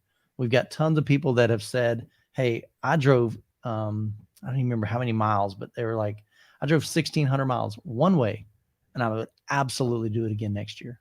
Well, the other scary part is for the floor that we would rent out for the vendors, like that's 17 rooms that we would have to fill. Yeah. And it's a lot of money for that floor. Yeah. So, So like I said, I have a feeling we're probably going to be at the Kansas City Convention Center at least one more year and just see how it goes. But again, we're still trying to check it out and just see if that is a possibility. So, Brolic, good to see you in the chat, man. He says Rui Pro is rock solid or Rick solid. Only cables that I found are better, or should I say more consistent, are tributaries. Is it Clearin? Clearline. Okay, Clearline and Bullet Train. I've heard that you actually had some Bullet Trains. And so Clearline and Bullet Train are made by the same company. I think Bullet Train is made by Clearline. Okay. Did you have some issues in your room with the Bullet Trains? It's not just Bullet Trains. It's virtually all cables. So there's some serious issues with HDMI cables that a lot of people are not aware of. I've just been blessed enough to find them. Yeah. It's caused me some major headaches. We have an independent lab testing things, and they've found some stuff. I was yelling effectively into the void at the beginning of 2022, and nobody would really listen. And then some stuff came around, and people were finally starting to listen. So cable manufacturers are addressing some stuff. It took a while, but they're addressing some stuff. Yeah. So it was interesting. Joe says the Marriott was clutch for the KC Convention Center. So the Marriott is actually where we're thinking about going. The Marriott downtown. Right now, it's between the Marriott downtown and the Kansas City Convention Center. And I love the Kansas City Convention Center. I think it's a great space. Yeah. The problem with it is we only have so many rooms. Yeah. And I can't put like 2-channel demos out in the general space. Like Correct. We were full last year. I didn't think we'd fill it up. Yeah, we were full. 15 rooms that we bought, and there were 3 other rooms, but those rooms are massive. At least 2 of them are absolutely massive. They're way bigger than the other rooms. But the middle one probably isn't massive, right? Or is it? No, it is. It's bigger. Okay. It's bigger than the outside too. Oh wow. It's Ryan, the 2,100 rooms are even bigger than the 2,200 rooms. So I can't really, they're too big. Like I can't use them. And the other problem is now I'm breaking up where people are. So one of the cool things about the Kansas City Convention Center and the hotel is that everything is really in the same place. Yeah. Like it's all right there. All of the main large demo rooms are right next to each other. All of the hotel rooms right next to each other. You're just on 2 different floors. Sure. So that would be fantastic. And that's what the Kansas City Convention Center had going. If I do the 20, you have to go outside, or it's not a close necessary walk to get there. So, and they're bigger. So I think it could work, but so Joe's talking about the Marriott. The restaurant's super cool. The whole vibe of that hotel is really nice. Yeah. It's a nice place, but one of the big complaints that we got this year was parking. And if we got this to work, it would be free parking. Yeah. Which parking, I mean, if you think about $20 a day for 3 or 4 days, I mean, that's considerable. So, especially if you get a parking ticket the first day, like me. Yeah. Did we pay that? Huh? Did we pay that? I did. Yeah, I paid it immediately. Yeah. Okay. Yeah. I parked Ryan's truck right outside. We were unloading, and that was early in the morning. By like mid-afternoon, I'm like, oh, wait a minute. I think I was supposed to park down in the garage, and I go out there and there's a ticket. I mean, then I drive your truck down, go into the parking garage, and we left 30 minutes later. We're like, we're done. I'm like, I should have just left it on the road, but should have. But it's what it is. What it is. So the Kansas City Convention Center, the Kansas City Marriott are super close to one another. Yeah. So I'm talking to them about either doing the event there or getting a room block so that we can do both. That's just kind of what we're looking at. I mean, it's just a lot of money. Yeah. A lot of money. There's a lot of, I mean, this year we thought it was a lot of money and we were a little bit worried about it. 100%. It was still, each year is like a big step for, I mean, the first year was a big step because we thought the first year was a ton of money. We didn't know y'all were going to even show up. We had no guarantee. No, that was worrisome. Yeah. It was like, okay, let's go for it. And you guys loved it. You showed up. We had a great time. This year, some of the comments that I heard was last year was fun, but it was really more like just guys kind of hanging out, doing some fun comparisons and stuff and listening to some music. And this year was a legit show and they were super, super pleased. We had so much great feedback. I actually have to go through all of the feedback that people have sent and just kind of see what your thoughts on every year. We go through that.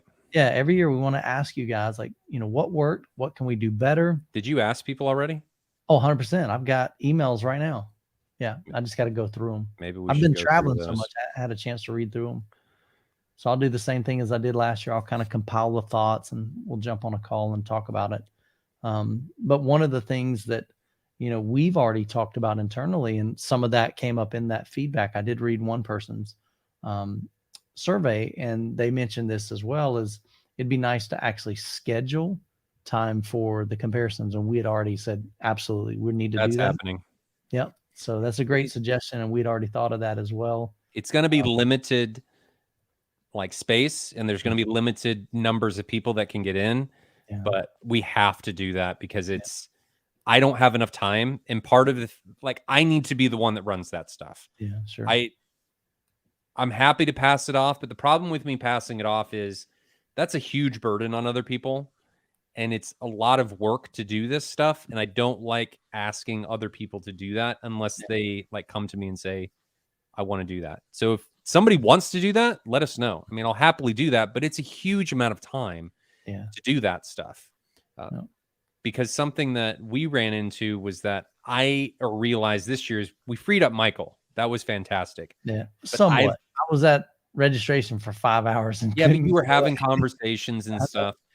So we're making changes to allow Michael to get even more free next year.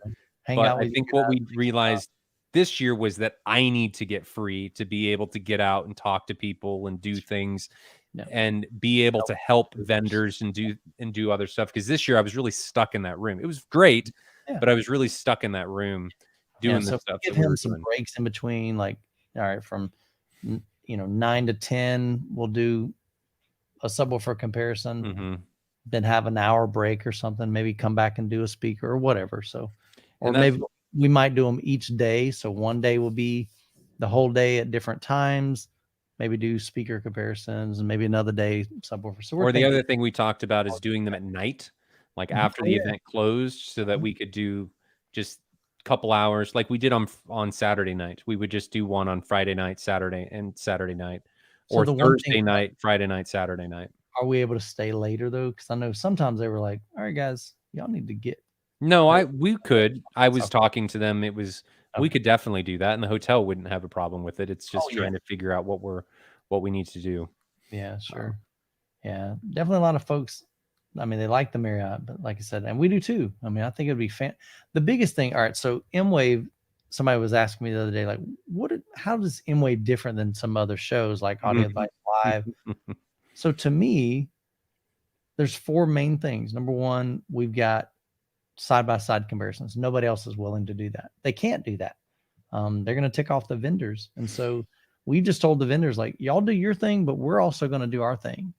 And so we're going to put some things side by side. We're not awarding trophies, but we want to give you, the consumer, the opportunity to see. Well, we get away with that because I buy everything. Yeah. But I mean, we're able to do that, and no other trade show or no other show is going to do that. Well, they could do that. I don't think they realize that the brands really don't care. Yeah. You just got to make sure that you do it in a way that is conscious to the brands and that Yes. is very fair and very objective. Absolutely. So it's, yeah, I really value that point, and that's why we bought like all the speakers. I bought all the TVs. I bought all the projectors, to make sure that we're not reliant on a brand, because that's what a brand doesn't want to do, is they don't want to provide something and then feel like they're being poo-pooed on. Right. But we also don't poo-poo on anybody. Right. No. It's very much an event that showcases and allows you to figure out what you like. Exactly. Yeah. And so that's a major part. We've got home theater tours for our VIPs. That's something that nobody else is doing. The other thing is I really, really, really want to focus and provide opportunities for you guys to make some lasting friendships and connections. You know, I really want to focus on building the community. A lot of other events I've gone to, not Audio Vice Live, but some of the other local events, I go room to room to room and I just don't meet anybody. And so we want to create some intentional opportunities for you to build relationships. I've got some really cool ideas for next year that I think will allow you to even find some people in your local area, hopefully, so that you can connect with and maybe do some home theater tours together and start some home theater crawls maybe in your area. So we're going to help promote that and encourage that. And then on top of that, we've got the seminars. So there's several things that we are doing, I think, that nobody else is doing. Well, the big thing is going to be the emphasis on community. Yeah. Because it's really emphasized, and it's not like you're just walking around with people you don't know. Correct. There is an emphasis on conversation and meeting your fellow enthusiasts, which no one else does, which is very, very important to making M-Wave what it is, because it doesn't feel like you're there with just a bunch of people you don't know. We really focus on the conversation, and I think next year is going to be even more centric to that, where we did some stuff with seminars this year, but next year, one of the things we want to do is have conversation-centered panels where it's really geared around the audience asking a panel questions, potentially, or submitting questions, because I don't know that I necessarily want live questions, because that could lead into some serious, putting people on the spot and putting vendors on the spot. Sure. And we take care of our vendors, and that's one of the things that allows M-Wave to be successful, is we're very vendor focused and making sure that our vendors get what they want or need to be successful, and that they know that we have their best interests at heart. Right. Yeah. And that's really important to us. And so me saying, having the audience ask questions live, there's some things that I don't think would be very good in that. Sure. But having, the audience be able to write down questions and then have them be vetted and then be able to ask the audience or the panel, I think that's really important. And also have one of the things I think Audio Device was on the brink of doing was having some more lively panel discussions, which I think can be very interesting. And I think the industry really needs that, with having the different vendors interact with each other and have conversations about where the industry is going, why this is important, what do we think is going to happen, not geared around a sales pitch of what X, Y, or Z product is. I think it's really important to actually have a conversation about the industry as a whole. And things like what Eric with Perlisten did, he didn't even talk about their product. It was a breakdown of the science of all of that stuff, which was super cool. So I think we need to do more of that kind of thing.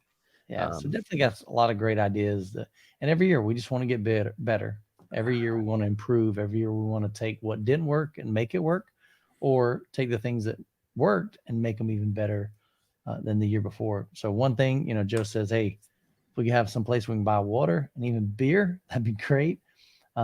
Sadly, right around the corner, there was a store and it was never open. It was open like one day. So we just told me that was supposed to be open. And I think next year we'll do some food trucks. And there were some food trucks outside. Right. For one day.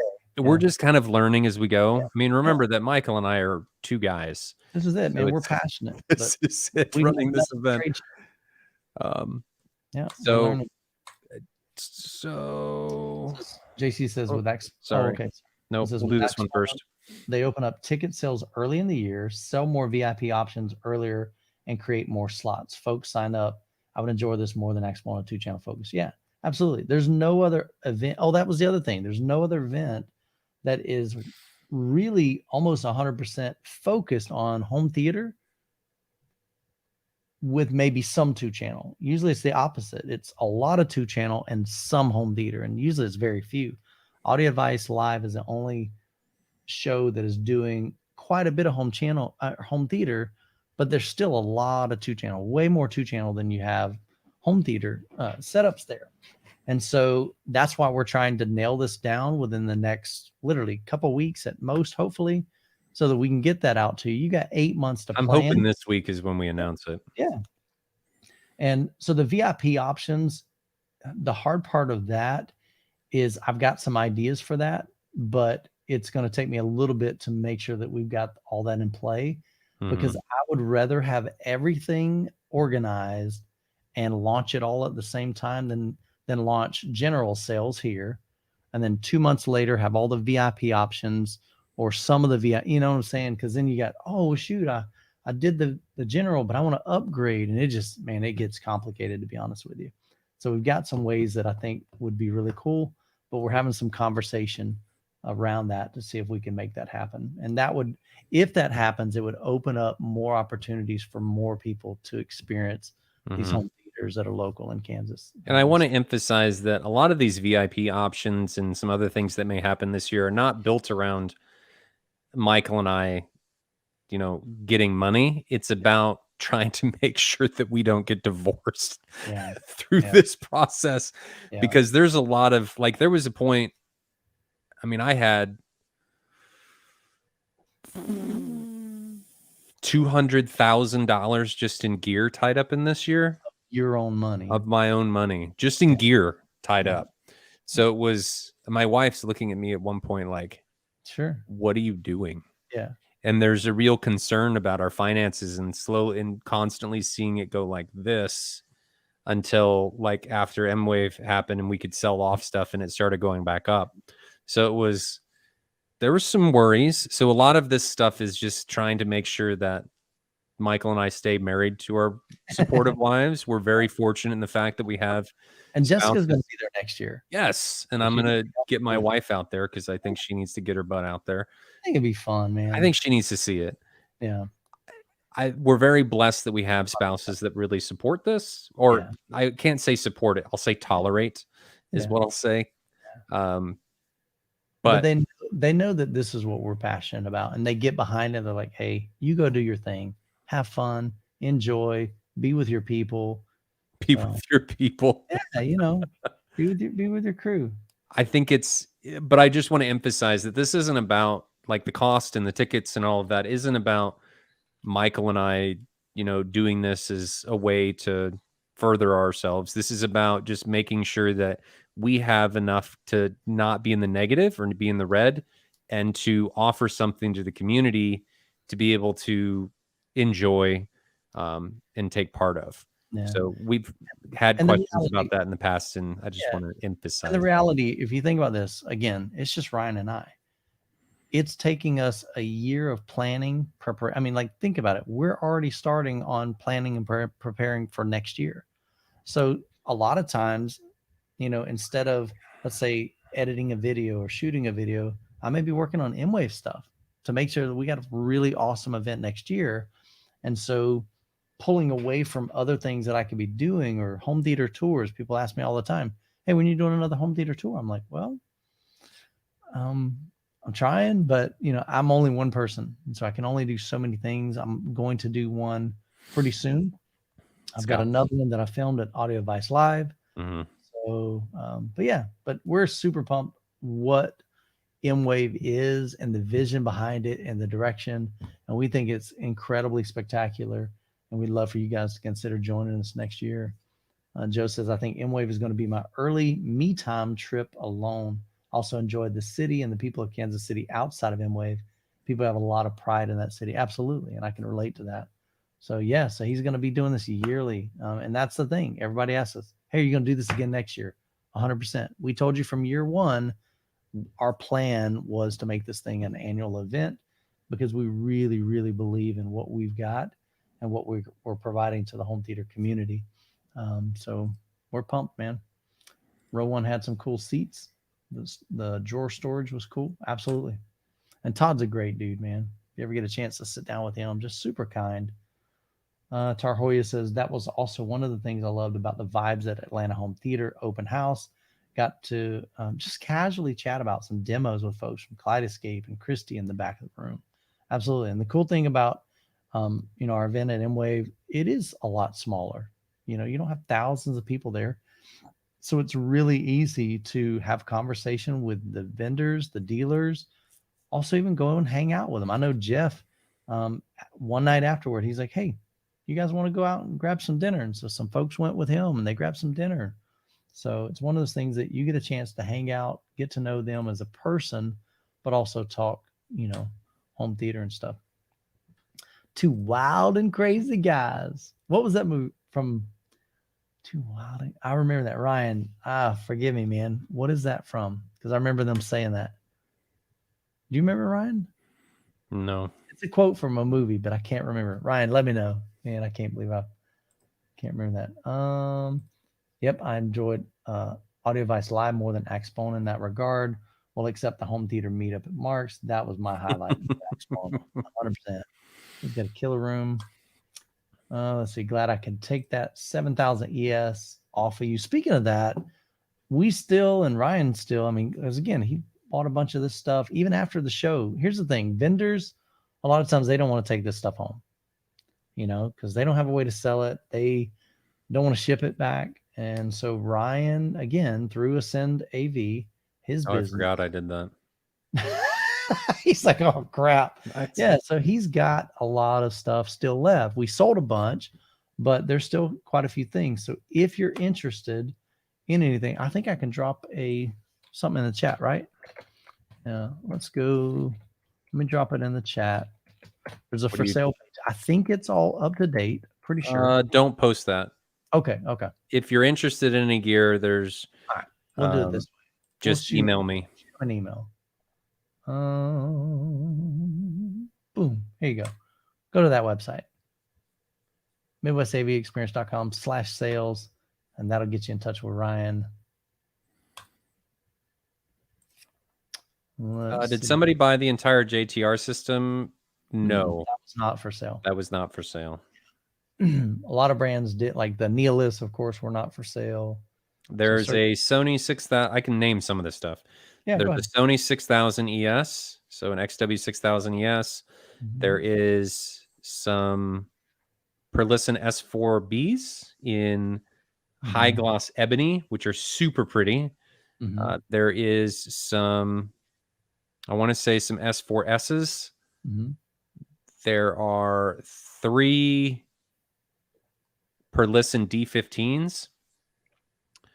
There's a pair of Revel M105s, Focal Aria 906s, JBL HDI 1600s.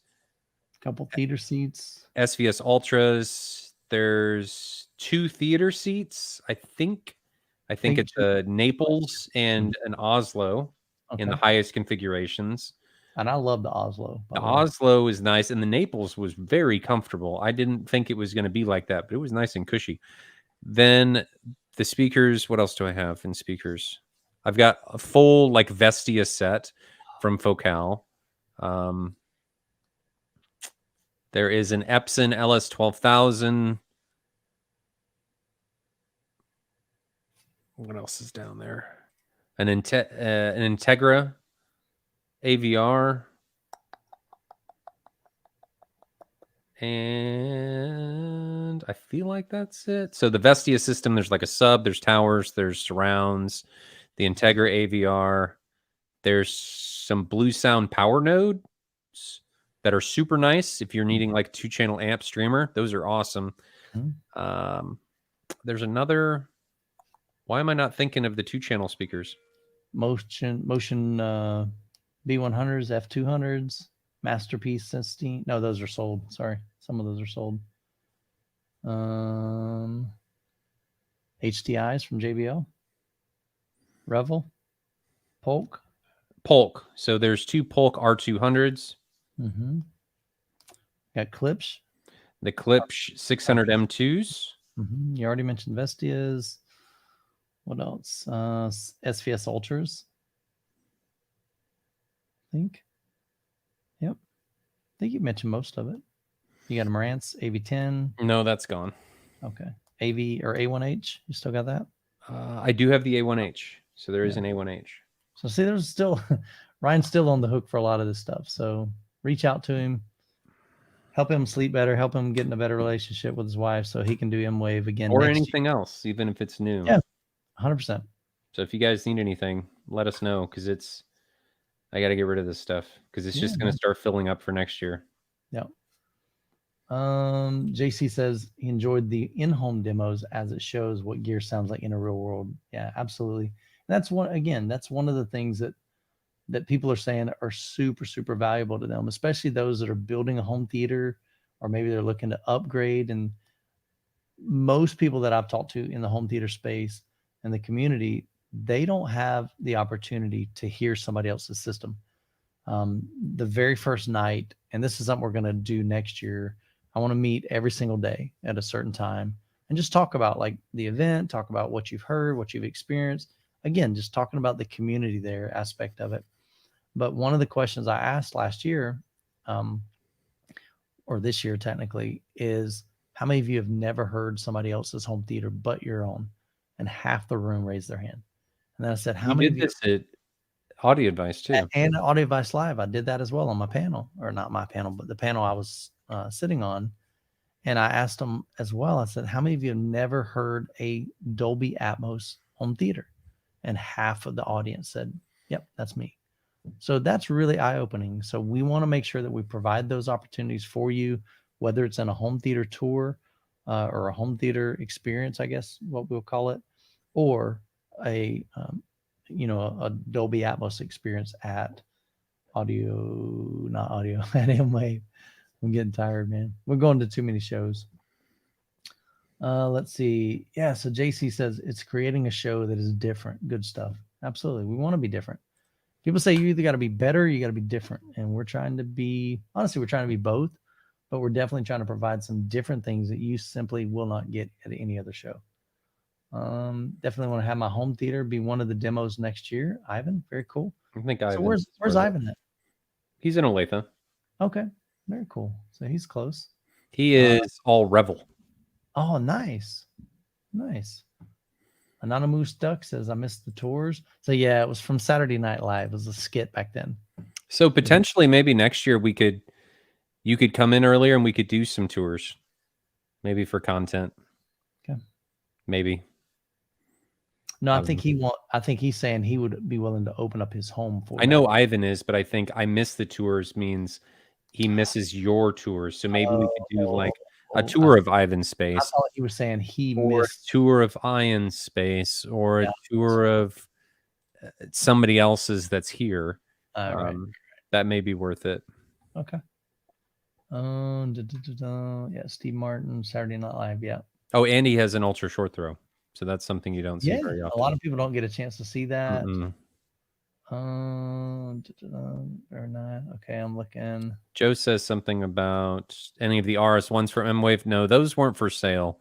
A lot of the JTR stuff wasn't, because I think Jeff was actually going to use that in his own demo room. But I do have the D15s, which are, I think, the best measuring subs on the planet.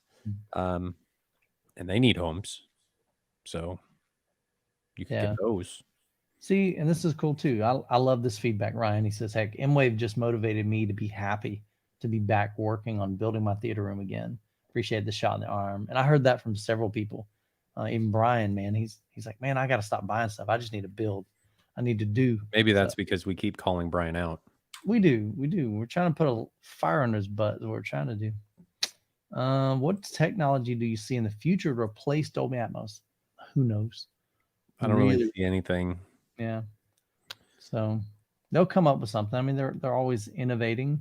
I mean, art is something new. So yeah, but that's not replacing. No, but I mean, again, I don't know. Nothing right now.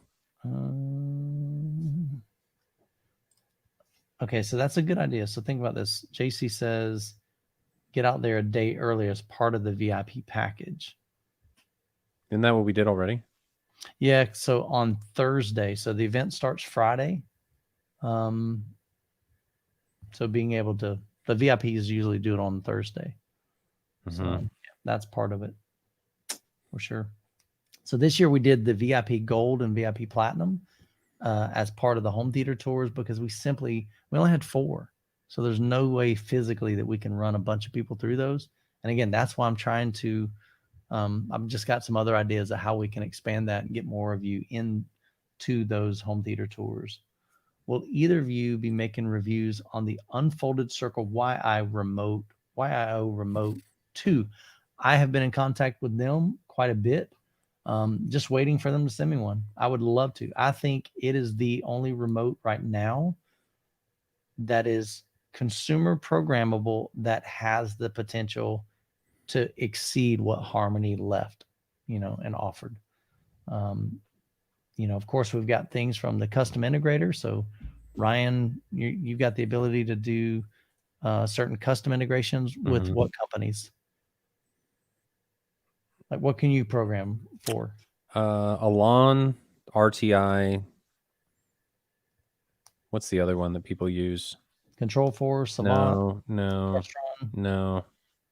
Universal Remote or Universal Control, or whatever it is. URC. That one. I usually use RTI.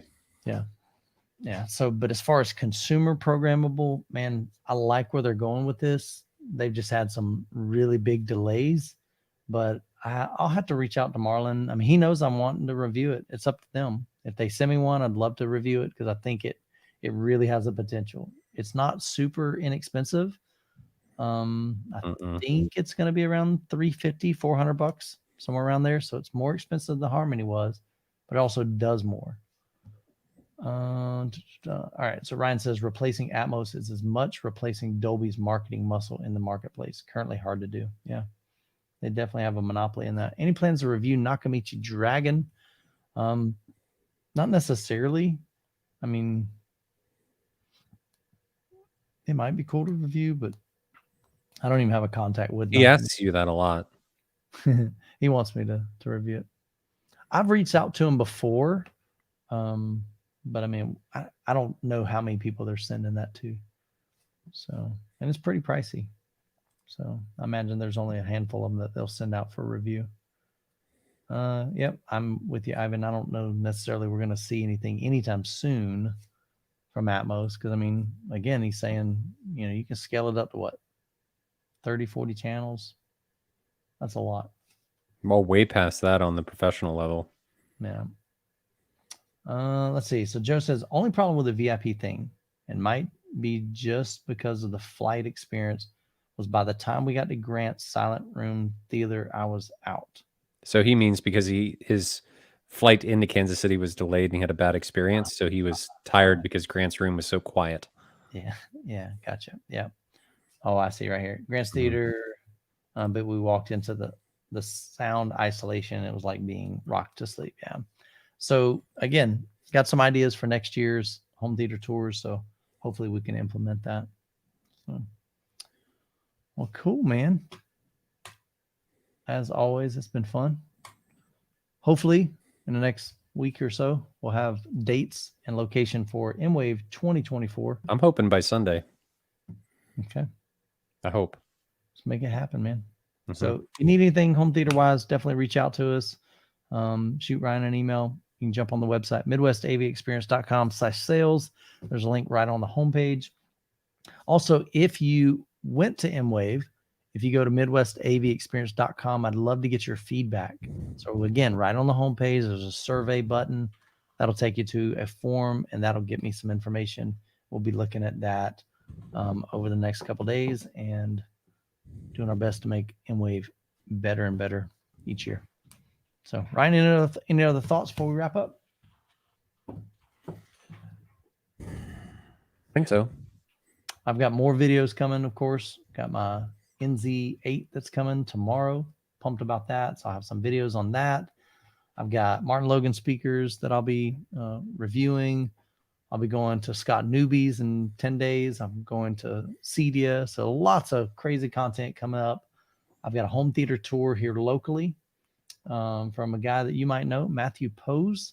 So he is one of the guys that reviews, not reviewed. Well, yeah, I guess he reviews speakers and subwoofers and loves measurements. He also designs home theaters. So I'm going to have a chance to go over and do a full home theater tour with him. He just texted me today saying he's ready. So he was making some upgrades and was trying to wait till he did that, finish those. So that's coming in the pipe. Just a lot of fun stuff. So appreciate you guys' love and support. As always, have a great week. We'll catch you next Sunday for the AV experience. Have a good one, guys. See you guys.